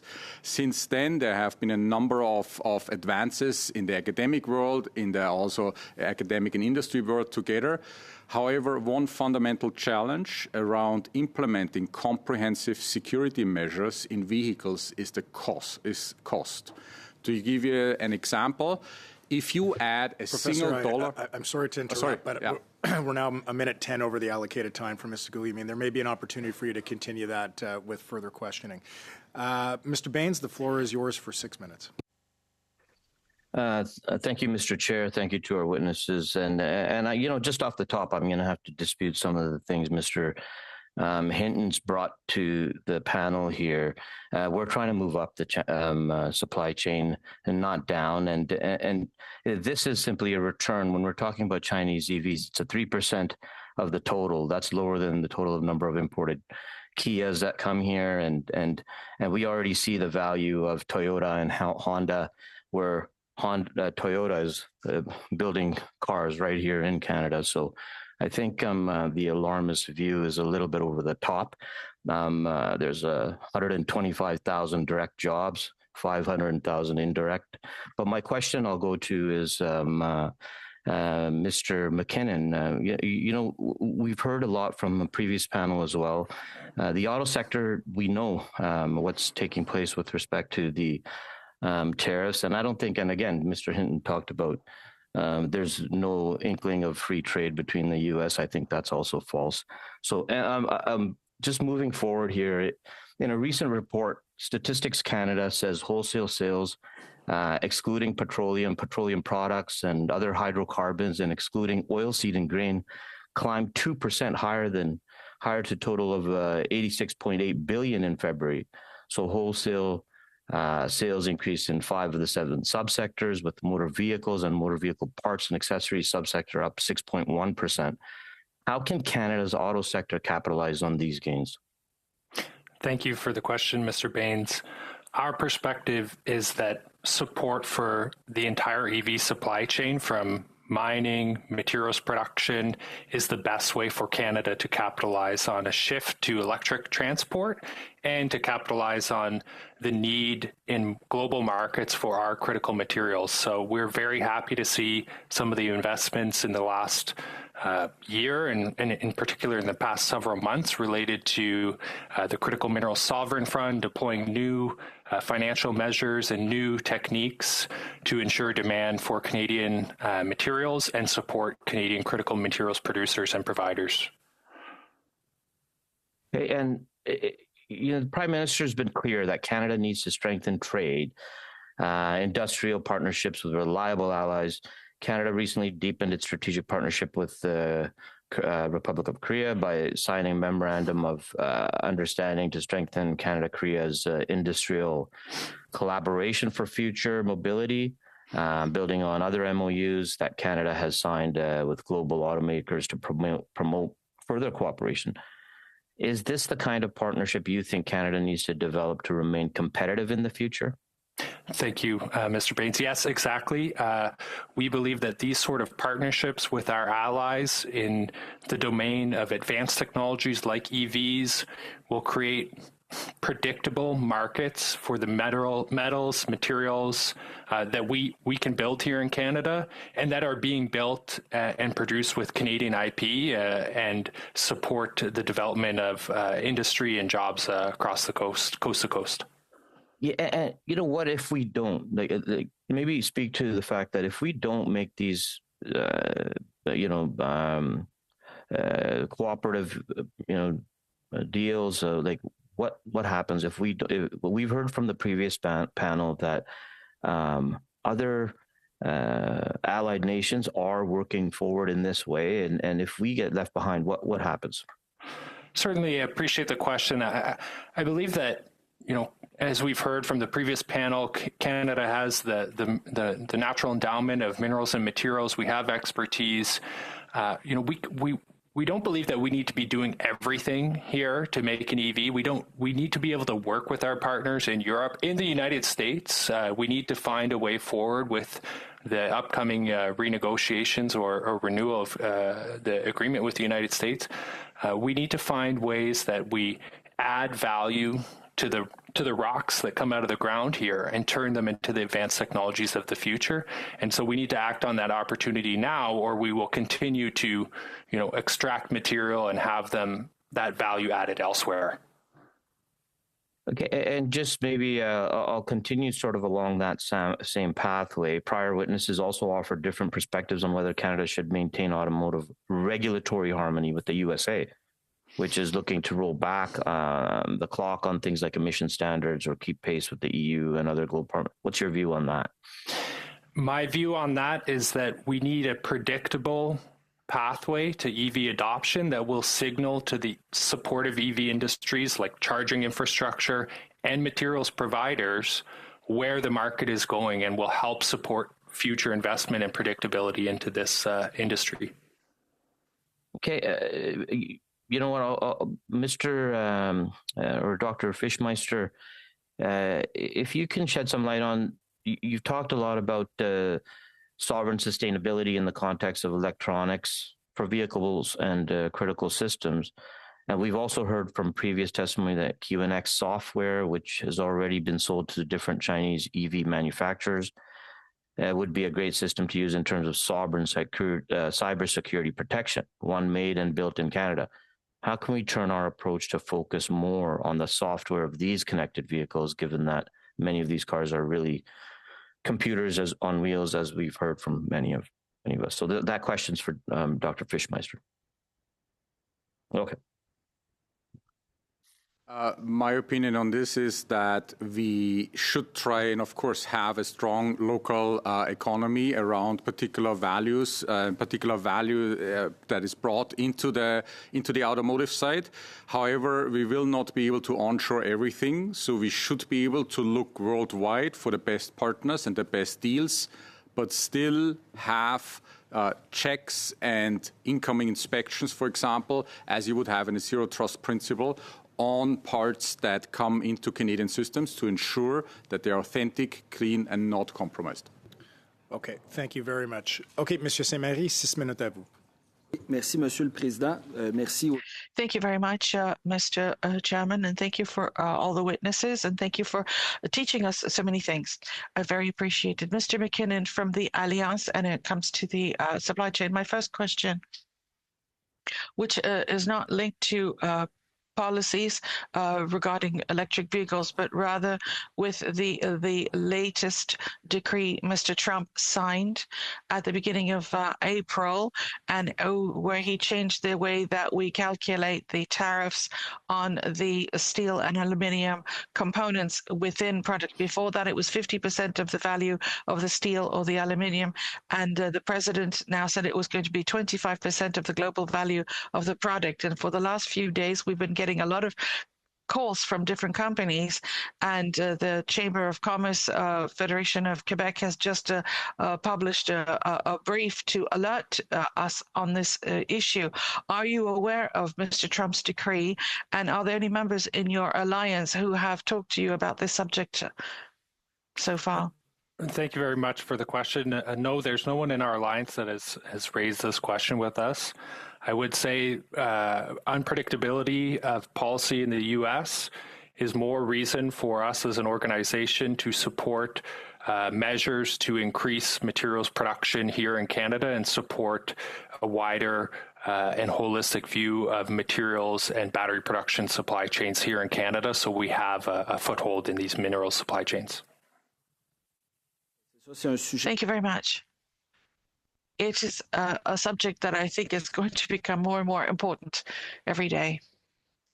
Another subject, the issue of security, which was talked about a lot so far.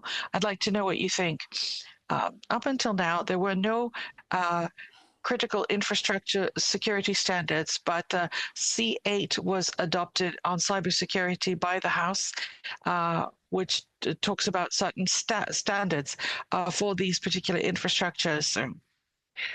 Do you think that we should be using this law in order to make sure that in the deployment of the electrification and to make sure that everything is properly protected, just like Professor Fleischmeister said?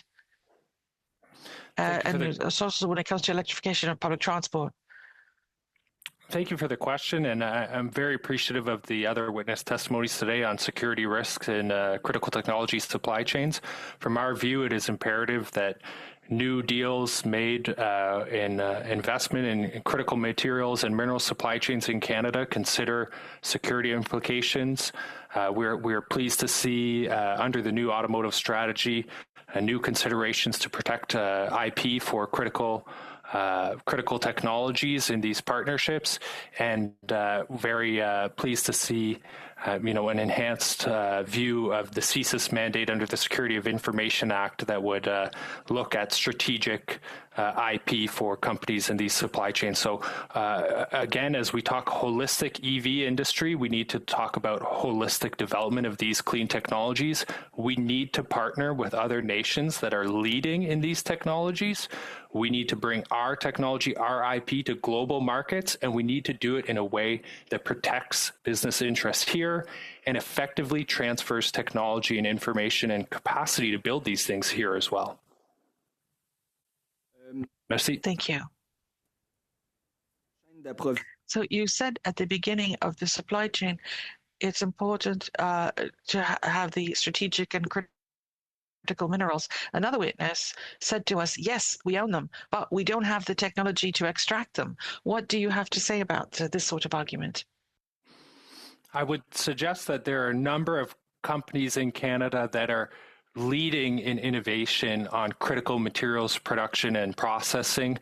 For example, a company we work very close with, Nano One Materials, which has production in Candiac, Quebec, is one of the only companies anywhere in the world other than China that can make LFP cathode materials in a way that we've only seen in China up to this point. If we want to talk rare earth elements as well, Saskatchewan Research Council is doing some interesting work in that regard. And we have innovators in this space, and we have a very strong opportunity if we think of an automotive and EV supply chain in the most expansive view to develop these innovative technologies and support these companies, as we have seen. And I'm very pleased to see the supports that have been in place there. And let's not let up. Let's keep going. Thank you. My time is almost done. In 30 seconds, if possible. In your presentation, you reminded us that certain segment within the supply chain are missing. Could you give us a few more details in the next 30 seconds? Thank you. Yes, we still are lacking in processing and materials processing capacity here in Canada. It's a big gap. For instance, I know graphite production globally, 90% of graphite production for battery anodes is still in China. We have some innovators in that space. We need to support them. We're not going to take all of that capacity away. It would be an unfair ambition, but we need to work to strengthen where we are weak and try to compete. It's very clear. Thank you very much. Excellent. Thank you very much, Monsieur Sama. Time we'll end up having the amount of time allocated, but it's going to reduce the number of questions. So I'm going to go to Madame Dancho, followed by Mr. Ma, and then that will conclude today. Yep, for 5 minutes. The floor is yours, Madame Dancho. Thank you very much, Mr. Chair. And I believe this is the last meeting we have on the electric vehicle study. And so I did want to just reflect briefly before I go to my questions of the importance of this study and really what we've learned today and from others, particularly concerning the deeply distressing and potential impact of importing Chinese electric vehicles from the PRC and the impact possibly on our national security. We heard loud and clear today and other days of this study how very real that concern is and how very real that threat may be. And yet, I have been surprised, Mr. Chair, that there has been very few questions, if any, pursued by the Liberal Party about pursuing more information about the potential security impacts of this policy. It has been quite disappointing to us personally to see the lack of interest or concern that this poses, Mr. Chair. And today, of course, we saw Mr. Baines look to discredit Mr. Hinton and his testimony. And Mr. Hinton is, of course, a foremost leader in Canada on intellectual property. So, Mr. Hinton, I have a few questions for you and would allow you some opportunity to respond to some of the comments directed towards you where you were not permitted an opportunity to address them. So, again, I think you've outlined very clearly, but there is clearly a giant deficit, which we have heard in this committee and other studies, on Canada's ability to maintain intellectual property and the impacts that has had long-term on our productivity, which has been stagnant after 10 years of Liberal government. And we are one of the worst countries in the OECD for intellectual property leakage. And so I think your comments really underline that impact. And I also agree with your concerns that Canada is largely, not just in automotive, but in others, become a branch plant economy rather than us setting up a Canadian car manufacturer in another country. We consistently have others coming here. And while we deeply, deeply value and need the jobs and value them from foreign auto companies, we want them to stay, we want them to grow. I take your point very much in the disappointing outcome that we do not have a Canadian auto manufacturer that we can export to the world. And so I'd just like to give the floor to you to further express this. And again, I think you provided a quote that I also found concerning or interesting, that only 7% of a car's value goes to labor, which seems counterintuitive. We need these jobs, we want these jobs, we value them from foreign auto companies. But your point has been that actually a lot of the wealth for countries that have ownership over these companies is in the IP. So I'll allow you the floor over to you to use how you wish, but if you can just elaborate on that. Yeah, thank you. And I would hope, I wish for Canada to be in a world where it was easy as just manufacturing and having the jobs, but that's not what the world that we exist in today. It's about intangible assets. It's about owning the technology and commercializing that technology and that data, and simply having production happening here and again subsidizing it is not going to be high performing. Everybody can do that. We need to be the ones that own the technology and commercialize that. And so despite wanting us to be the best, it's like spending a whole bunch of money on new running shoes saying you're going to be a marathon runner and never leaving the couch. We are not in this race. There's no Canadian firms. And so the more and more you put in here and the more and more money that you put into foreign firms, the worse it is for the companies that Andrew is talking about. These Canadian firms are here paying taxes and trying to grow and scale, and you're putting the thumb on the scale of our biggest, fiercest competitors. It's the opposite of what you want to be doing. Smart countries don't provide adoption subsidies to technologies they don't own. And that's what we're doing. That's the problem. And so if you have to put your socks on your feet before you put on your shoes. And at this point, we're putting our socks over the top of our shoes. We're doing it backwards. We need to have create an industry, have that industry and that industrial capacity, and then you drive adoption and further expand their growth. We're doing the opposite. We're making the walls higher for our competitors to lock us into this low value add position. And it's not something that I want, but this is the reality. I work with innovative Canadian firms, and trying to do a deal on IP terms to be able to extract and increase value with an OEM is extremely difficult and almost impossible. And so it's living in a magical world that doesn't exist, where you can just have a big manufacturer across the street and then you get a deal because you're a small Canadian company right across it. The only way you get that deal is that you have a strong IP position and you leverage in, and then you insert into the value chain and expand across it. And so just putting a bunch of jobs in a bunch of factory positions down here in southwestern Ontario. I go to Windsor all the time. My background is in heavy truck parts manufacturing. I understand the realities of this, and the realities have shifted. It's about IP, it's about data, and that's not the game that the public funders are playing. Today. Thank you. Mr. Ma, 5 minutes. The floor is yours. Thank you, Mr. Chair. My questions go to Mr. McKinnon. I referred to the Battery Innovation Roadmap, which was released by your organization. In the roadmap, your organization outlines a leader in battery technology by 2035, unquote. How does this roadmap align with the Government of Canada's EV strategy and overall goals for net zero emissions? Thank you, Mr. Ma. Thank you, Mr. Chair. Our battery innovation roadmap focuses on how to position Canada as a technological leader in battery materials and battery materials production.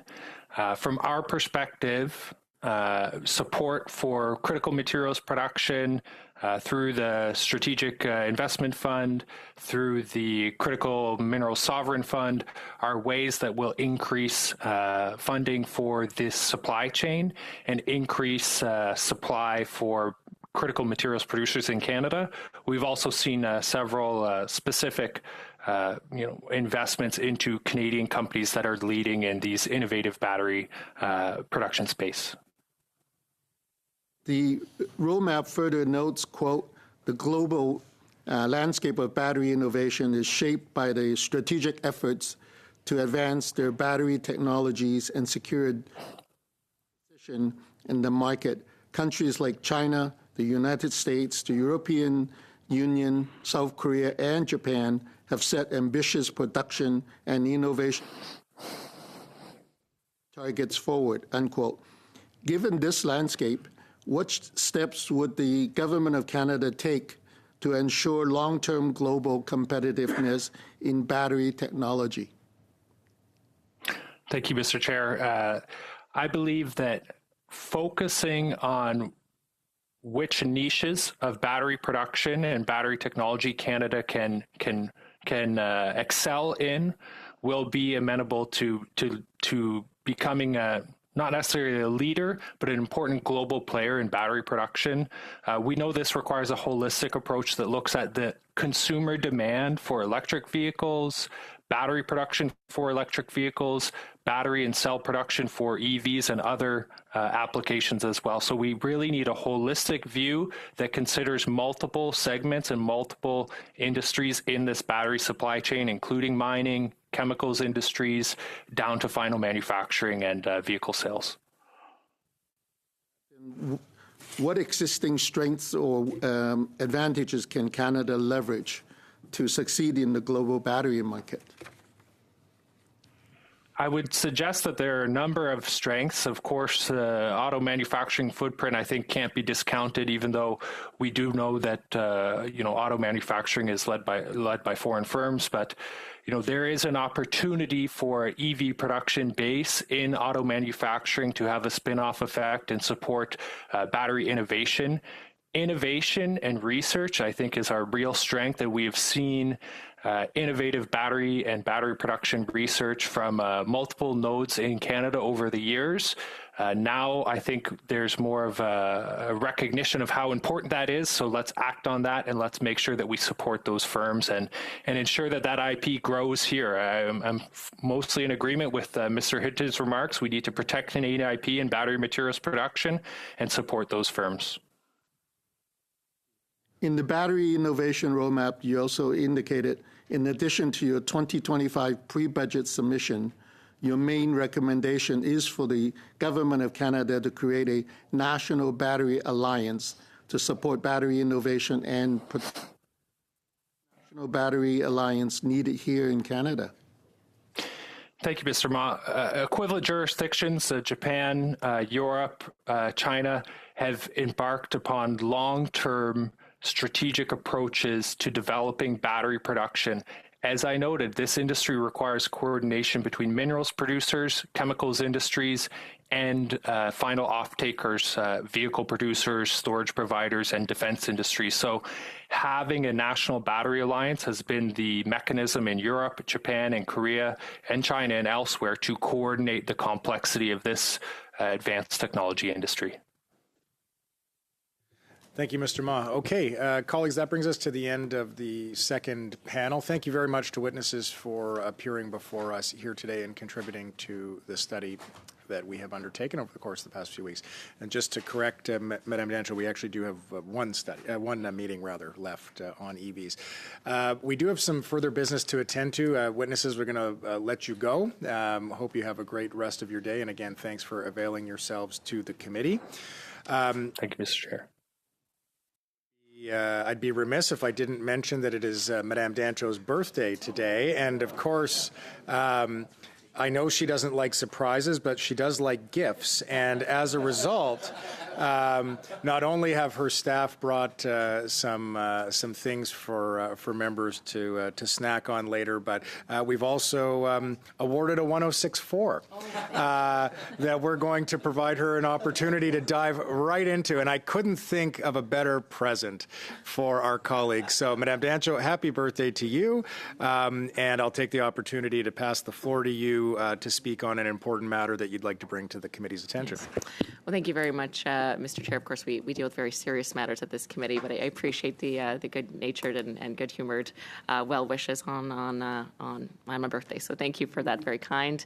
But certainly on the 1064, a very serious matter is before us, and I appreciate the collaboration thus far by the committee behind the scenes to discuss this and prioritize it. And certainly my colleague MP Borelli will explain in more detail, but there has been a recent tariff change that, from our understanding, has very, very deep and concerning impacts that are occurring today, and certainly in the next number of weeks and months could be quite devastating for tens of thousands of jobs and considerable contribution of our GDP in this country. So again, I'd like to thank MP Borelli. MP Lewis is also joining us for their exceptional advocacy, drawing this issue to the committee's attention, and also to our colleague from the Bloc Québécois for agreeing to work with us, and who signed on to the letter which allowed us to trigger an emergency meeting, which we are now undertaking. So thank you, Mr. Chair. I look forward to discussing this very serious issue in this tariff war that's ongoing, and I would appreciate if the opportunity was given to Mr. Borelli,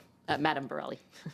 Thank you, Madame Dancho. So, Madame Borelli, I'm going to turn the floor to you, and then I know Mr. St-Marie would like to speak, Mr. Bardisi as well. I suspect, if this goes according to plan, that we're going to have a motion presented that will give us an opportunity to talk about what some of the next steps are. But, Madame Borelli, give the floor to you now. You'll turn on. It's on. Thank you, Chair, and members of the committee, for taking the time today to discuss this emerging crisis that the Canadian mold-making industry is facing. It's due to the invoked Section 232 of the Trade Expansion Act of 1962 to unilaterally alter the tariff structure on steel and aluminum goods entering the United States. The changes being imposed have drastically impacted the way that tariffs are calculated.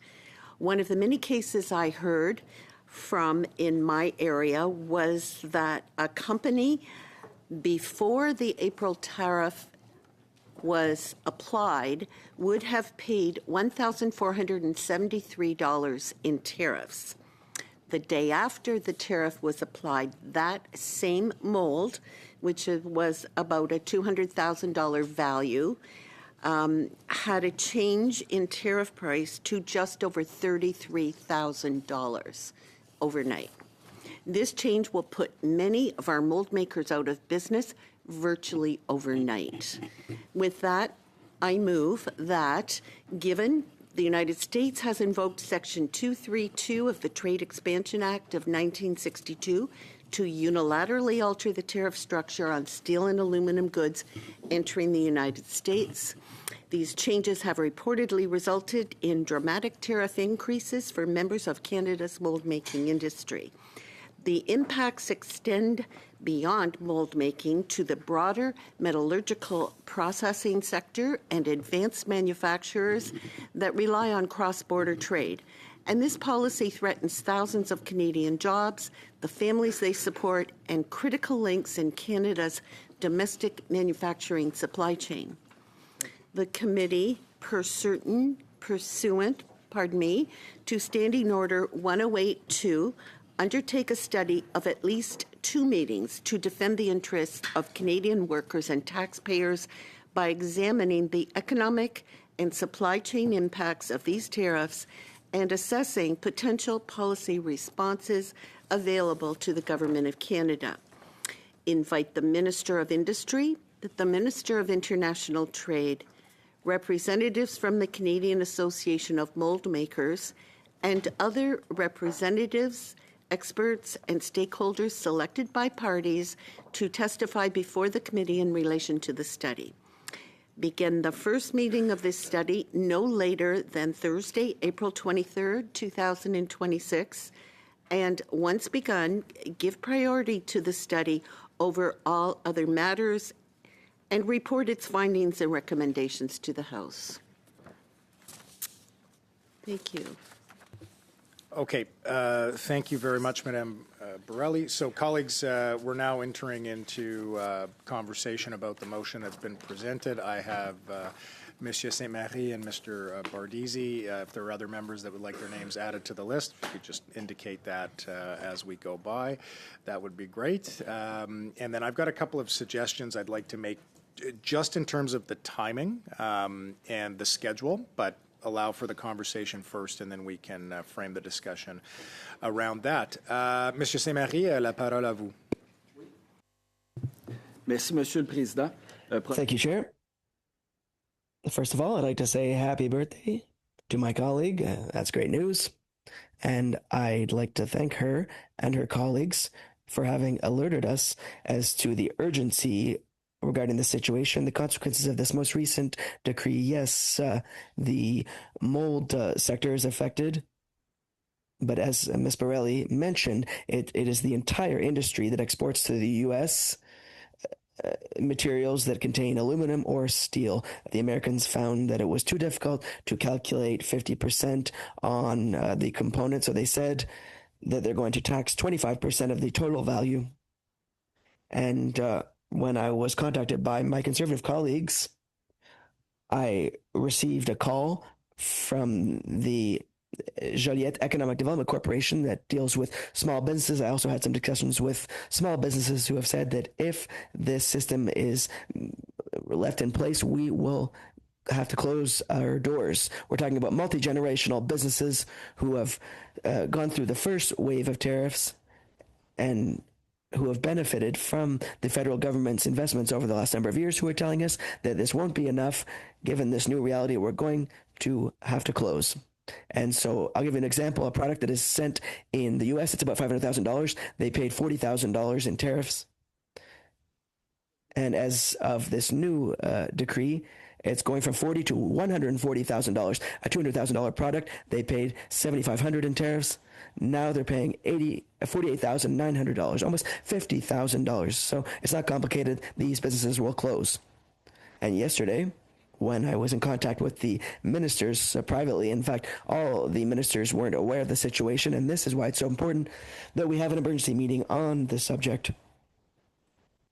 And we saw in the news that Bombardier's recreational products like snowmobiles, their stock is plummeting as a result of this change. And we also had word from the Quebec Chamber of Commerce to tell us we absolutely need to act. In the exchanges that I had with the ministers involved, and they started to realize the seriousness of this most recent decree in the United States as well. Importers are very concerned. They say that it makes no sense because the contracts that have been signed are with these importers who need to honor the tariffs. But once the contracts will be renewed, then our small businesses will no longer be competitive. And this is why I unequivocally support the motion, and I'm open to the chair's suggestion regarding the nature of our work. And I'd like to amend the motion, and I hope that this will be a friendly amendment. So the first point, we say at least 2 meetings. So I would like it to be 3 meetings. I'm convinced that all our colleagues over the next days and weeks will understand the seriousness of this most recent decree. And so I think it wouldn't be too much to have at least 3 meetings. So I'm tabling this amendment, and I hope it will be a friendly amendment. Thank you, Chair. Thank you very much, Mr. Saint-Marie. Could I just perhaps suggest that we wait a few moments for you to officially table the amendment? So we'll just hear from Mr. Bardisi, and that means that we won't have to start any kind of debate about the number of meetings, and then I can come back to you and you can formally table your amendment. Is that okay? Great. Once members have had a chance to speak, I'm going to go back to Mr. Saint-Marie in good faith to allow him to present his amendment. Mr. Bardisi? Merci, Monsieur le Président, et nous avons un petit... Thank you, Chair. And we've got a little sub-amendment as well that could perhaps be dealt with after my comments, which have to do with this particular situation. Pour nous, nous venons d'apprendre depuis... We have recently learned about the impact of these 232 tariffs, as Ms. Borelli and Ms. Dancho and Mr. Saint-Marie mentioned. The executive director of the Mold Makers Association here earlier, and I think we would want to have her back so we could have more of her time, as well as to hear from others who are affected by this. I know the Canadian Institute of Steel Constructors was here this week, and we heard some of their concerns on this fast-moving issue. As we know, that the government has been responsive in the past, both to these kinds of emergency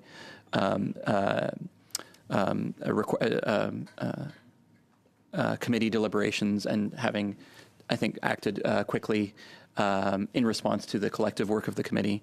And we know that there are already some policy tools available. So I do want to support the direction of this with my colleagues on the government side. I do have a sub-amendment that would recommend the tabling of a comprehensive government response to the report of this committee rather than this committee reporting to the House. But perhaps in the spirit, Mr. Chair, of what you're requesting earlier, we could perhaps recess briefly to... Yeah, thanks, Mr. Bardisi. I think in the spirit of fairness, for sure, in order to not supersede the amendment Mr. Saint-Marie wanted to put forward, if I will come back to you if you can just hold off on that amendment. Mr. Lewis, you wanted to speak to this. Welcome to the committee. Well, thank you very much, Mr. Chair. Thank you to the committee members for indulging me here just for a few moments, and I will be brief. I will have to start by saying, Mr. Chair, that I wish every day in Ottawa was Ms. Dancho's birthday because things get done. This is perfect. Mr. Chair, again, thank you very much. This is such an important study. We literally are hemorrhaging jobs, hemorrhaging industry across Canada. Probably the biggest hit is Ontario, but Quebec is right behind quickly. And Mr. Chair, we can't control what Mr. Trump does, but we can certainly figure out solutions in the short term for industry. I've been working with my colleagues nonstop, Mr. Chair, to try to come up with solutions, and I really do appreciate all the hard work and heavy lifting that they're doing. But I'm so passionate about this because this is food on the tables of all Canadian families from coast to coast to coast. And if there was ever a bipartisan special study, emergency study, this is the one, because it affects all of us. So I just want to throw my strong support behind this study, and honestly, my personal strong support behind 3 days of study. I think that's the very least we can do. Thank you, Mr. Chair. Okay, thanks very much, Mr. Lewis. Mr. Epp, I understand you'd like to say a word. Welcome to committee. Thank you, Mr. Chair, and thank you for allowing me this opportunity. I just want to add my voice to the importance of this study, acknowledge the hard work of my neighbours and colleagues from Southwestern Ontario, Mr. Lewis, Madam Borelli, and Mr. Gill, that's not here today. Regionally, we are so integrated, both on the agriculture side, but that's not the focus here today, but on the mold making side, but even beyond that, as Mr. Bardisi acknowledged, the downstream aluminum, the downstream steel industries are also related to the very dynamics of this study. So the mold makers are leading the way and getting hit the hardest, and I won't say first, but absolutely are being impacted by this. So the importance of this study, I cannot overemphasize. And even though regionally we are so integrated with the auto sector right across the border here, as Monsieur Marie stated, that impacts in other parts of this country, and the downstream effects affect every Canadian across this country. Thank you. Okay, thank you very much, Mr. Epp. So, colleagues, just before returning to Monsieur Saint-Marie to discuss and vote, if necessary, on the move from 2 to 3, and then whatever, the sub-amendment Mr. Bardisi wanted to make, I just wanted to give everybody a sense of what the schedule looks like, so we just understand what we might be displacing before we enter the conversation about the number of meetings and the provision in the motion that specifies it wants to have this supersede all business following the 23rd. So on Monday, upcoming, the 20th, we have our second last AI study. That's not affected because the motion specifies post April 23rd. April 23rd is our last study on EVs. That would not be impacted by this. The currently scheduled meeting that would be impacted by this is the one we have set on April the 27th, which is the 5th and final meeting of our AI study. So I just want everyone to be informed about what that looks like. We don't have any further committed business once we conclude the AI study. We do have some motions of proposed studies, including one from you, Madame Dancho, on fraud, but nothing that we've established on the calendar. The only other piece that we have that we need to be mindful of is that Minister Solomon and his officials, at our request, have confirmed May the 4th as an opportunity for him to appear. So, having said that, we may want to consider the necessity of adding an extra meeting or two in the week or so that follows that meeting on the 23rd to accommodate this. That will be subject to House resources. We could displace the study on the 27th on AI, which would allow us to hold the 27th as the first meeting on the mold makers. The 30th would be the second meeting, but the third meeting would be Minister Solomon. So I just want everyone to be aware that if we stick to the terms of the motion as it currently exists, we are not accommodating Minister Solomon. I don't know what his availability will be. I think we can work around this, but in the spirit of transparency, to make sure we're all on the same page about what that provision of superseding means, that's the lay of the land. Madame Dancho, I think you want to speak to this. So again, if there's further commentary before we get into actual amendments, I'd like to just hear those. So I'll turn the floor to you, and then following that, if there's no further commentary, I'll go to Monsieur Saint-Marie. Go ahead. Yes, thank you, Mr. Chair. And again, my understanding next Thursday, when we last spoke about the potential of this study or this meeting, there was nothing scheduled next Thursday, which was just convenient to allow the people who are already scheduled to come on Monday's study, for example, rather than to cancel. Why not start this study on a day that there was nothing scheduled at the time? So that was a bit of the rationale there, as you may recall in our discussion on Monday. But from my calculation, that if we started on Monday, if the motion amendment does pass to have 3 meetings, that would be the 23rd, the 27th, and the 30th. And yet you said Minister Solomon would be coming on May 4th. So I'm not clear. I think I may be misunderstanding, but I'm not clear how it would impact a ministerial appearance if it was 3 meetings long and it took precedent over other matters and began next Thursday. That's Thursday the 23rd, Monday the 27th, and Thursday the 30th, and then it would be done. And then the minister would be the next Monday. Yeah, so sorry for whatever miscommunication there may have been. The Thursday where there was not something currently scheduled was the 30th, not the 23rd. There may have been a miscommunication there. We have Mr. Kingston and some others that had been invited to be the final EV meeting that we were holding. So it was not Thursday the 23rd, it was Thursday the 30th. So what we can do, where we already had meetings set. So what we could do, and again, I mean, it's the will of the committee, right? Now, witnesses have already been confirmed, so there's always a small risk that witnesses that have agreed and committed might not be able to return. But here's a suggestion. If we feel that this is as urgent as I'm hearing members suggest it is, my recommendation would in fact be we turn the 20th into a meeting on this. It's short notice, but we're going to have to do our best. The 23rd, a meeting on this.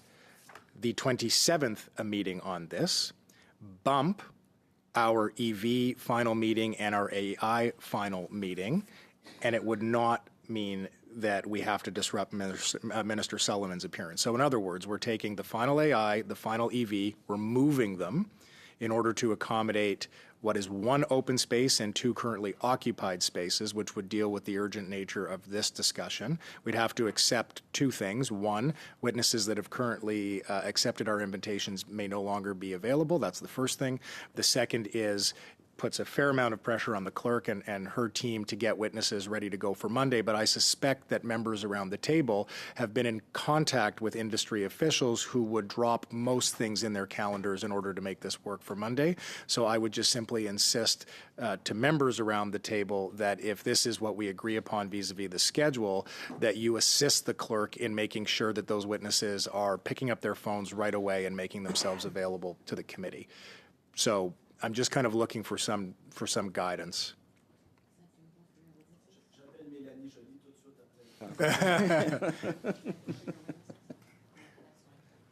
Oui. Okay. Monsieur Saint-Marie, ça fonctionne pour le bloc? Okay, I'm just looking. Mr. Saint-Marie, is that okay for the block? Mr. Bardizzi? So once again, if we adopted the sub-amendment around 3 meetings, it would be the 20th, the 23rd, and the 27th on this study, and April 30th would be what? That's correct. So April 30th so it would be the 20th, 23rd, and 27th. April 30th would then be either the AI final meeting or the EV final meeting that we're displacing to accommodate this would get slotted in on the 30th. Gotcha. Minister Sullivan would come on the 4th, and then whichever of those 2 meetings is left, the EV or the AI, would be finalized on May the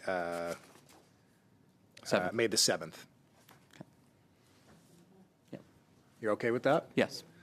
Okay, I'm seeing kind of unanimous. I mean, I do have the sub-amendment. I know you want to put the sub-amendment. Yeah. We're not voting on that. We're just agreeing on the schedule. So nothing has to be changed in the motion vis-a-vis accommodating that, because the provision in the motion speaks to no later than the 23rd, and we're starting 3 days before that.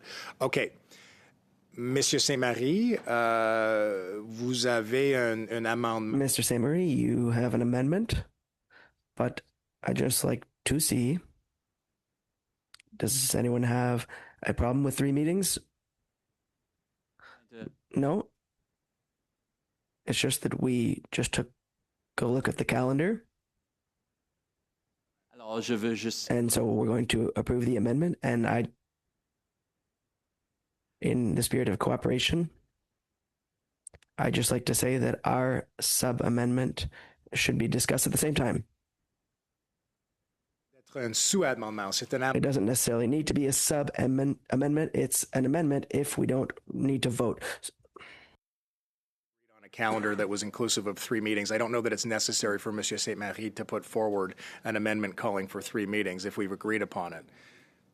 Right, Monsieur Saint-Marie? Okay, good. So we've altered it. It's 3 meetings.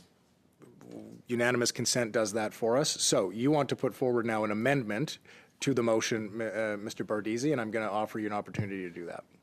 Correct. And I just, because we were doing calendarization, assuming an amendment. You good on this? Yeah. We wouldn't have to vote on this, and I hope that this could be incorporated as well. That we, the amendment. Shall I read the amendment, Chair? Yes, please. Okay. That in French, in English, that we strike report its findings, recommendations to the House, and we adopt the following language instead, and that pursuant to Standing Order 109, the committee requests that the government table a comprehensive response to the report. En français, et que conformément à l'article 100. And pursuant to Section 109 of the Standing Orders, that the committee asks the government to provide a comprehensive response to the report. These kinds of efforts is an appropriate amendment and something that I think we want that kind of response. Mr. Bardisi, I just want to be clear on something here, and if you need a moment to speak with members of your team to clarify, I'll grant you that. I think what we're talking about here is adding a response from the government, because if we strike the committee reporting its finding to the House, the House can't. The government can't provide a response to a report that has not been delivered by the committee to the House. So I just want to be clear that what we're talking about is not striking that language, but adding the government's response. Is that right? That's correct, yes. Okay. So I think I'll ask the clerk to make the official changes, but I just want to look around the table. We understand the spirit of what we're discussing here? Yeah? We understand the spirit of what we're discussing here. The clerk is going to make the change. So we're not striking anything. Mr. Bardisi's amendment is to add that the government provide a response to the report that the committee has brought to the House. That is what we're now debating as the amendment. Okay, we're clear on that. Okay, we'll get the writing to everybody, but that's what we're debating at the moment. Okay, Monsieur Saint-Marie, puis Madame Danjo. Est-ce que tu veux? Mr. Saint-Marie, and then Ms. Danjo. Would you like to give the floor to Ms. Danjo first? The floor is yours, but colleagues, if folks feel like they need a minute to talk, No, I don't. I'm happy to suspend, but you're good? Yeah. Okay, floor is yours. Thank you, Mr. Chair. I am a bit concerned about this. While I appreciate that it's a bit of a compromise approach, and I know we work well with compromises in this committee, what our understanding is what this amendment substantively does is it allows the government up to over 100 days to respond, and then when the government has prepared their response, then we can have a debate in the House of Commons.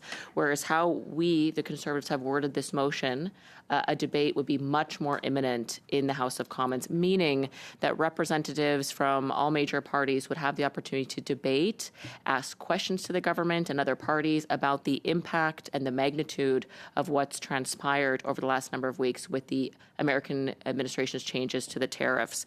So I do have some concerns that this amendment would mean there would be a considerable delay. In fact, I believe that could take us to next fall.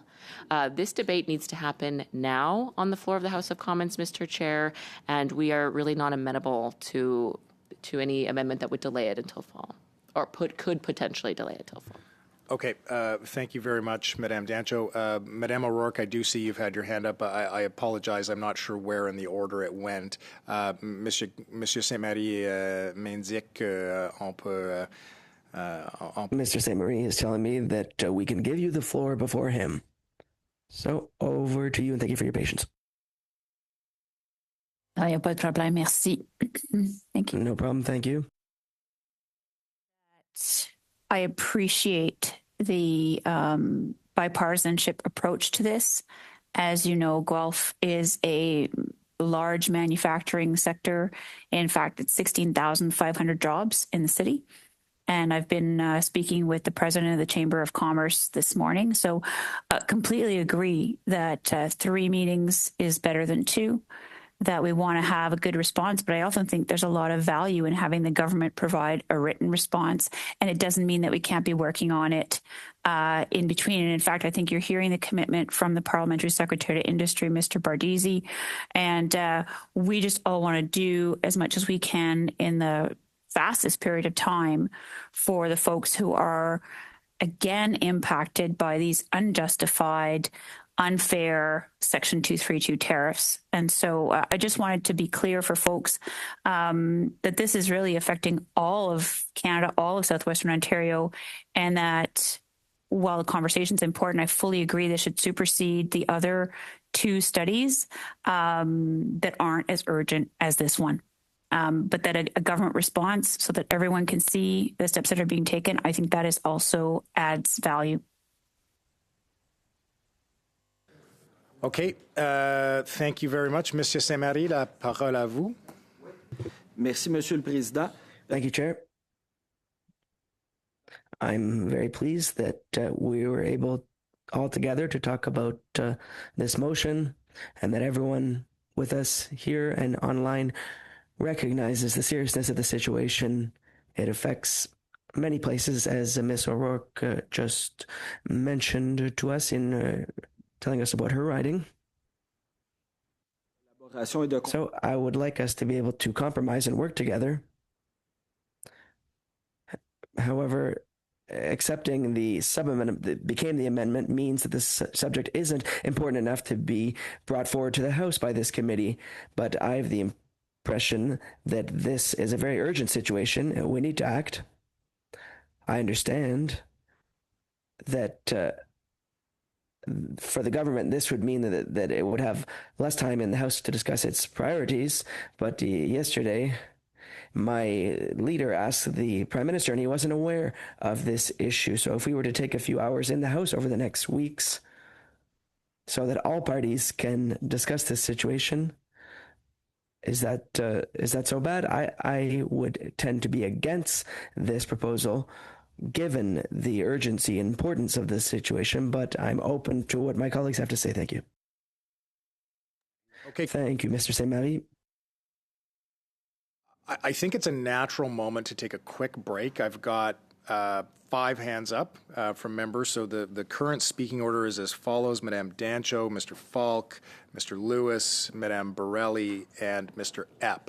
I think we could benefit from having a quick conversation amongst members to see if we can get ourselves to a solution on the present obstacle.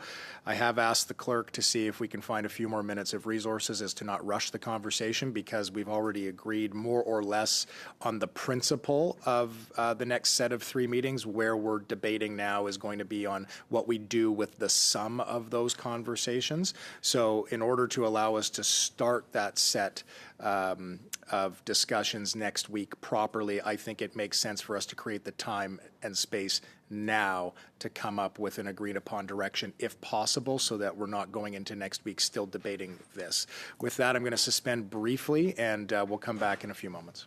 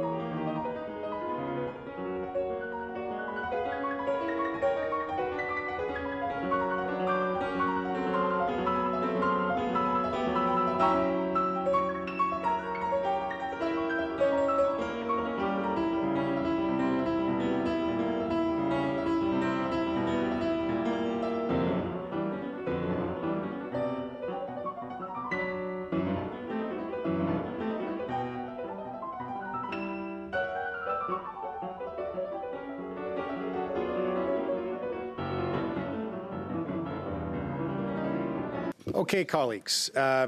Once again, I'm always proud to chair a committee where a couple of minutes is all that's needed in order to find compromise. And I think everybody's done a fantastic job of playing the role that they have to in order to advocate for those that they represent, and then bringing that to the table of the committee to drive forward a solution that's in the best interest of Canadians, which, after all, is why we're here. Mr. Bardizzi, I understand that in the course of the discussions that took place while we were suspended, that you're going to be withdrawing your amendment. I'm just looking to you for verification on that. Yeah, that's right. And I think, I'll withdraw the amendment, and in the interest of getting this study underway, which I know will put some pressure on the clerk and others to start on Monday, I'd like to proceed with a vote. Yeah, so I mean, technically speaking, and I'd be shocked if I don't get this, I need unanimous consent for Mr. Bardizzi to withdraw his amendment. Okay, good. Again, that spirit of collaboration. Okay, unanimous consent has been granted. So. Just as I don't think we're going to need a formal vote on this one, as I suspect we're going to get UC as well. I'll verify that. I do see Madame O'Rourke has her hand up. I'll go to you in just a moment. But once the speakers list has been exhausted, and I suspect that those 5 members that raised their hands are going to lower those hands, with the exception of Madame O'Rourke, who was. Or no. Okay, she took hers off. So all hands are down, meaning the speakers list is exhausted.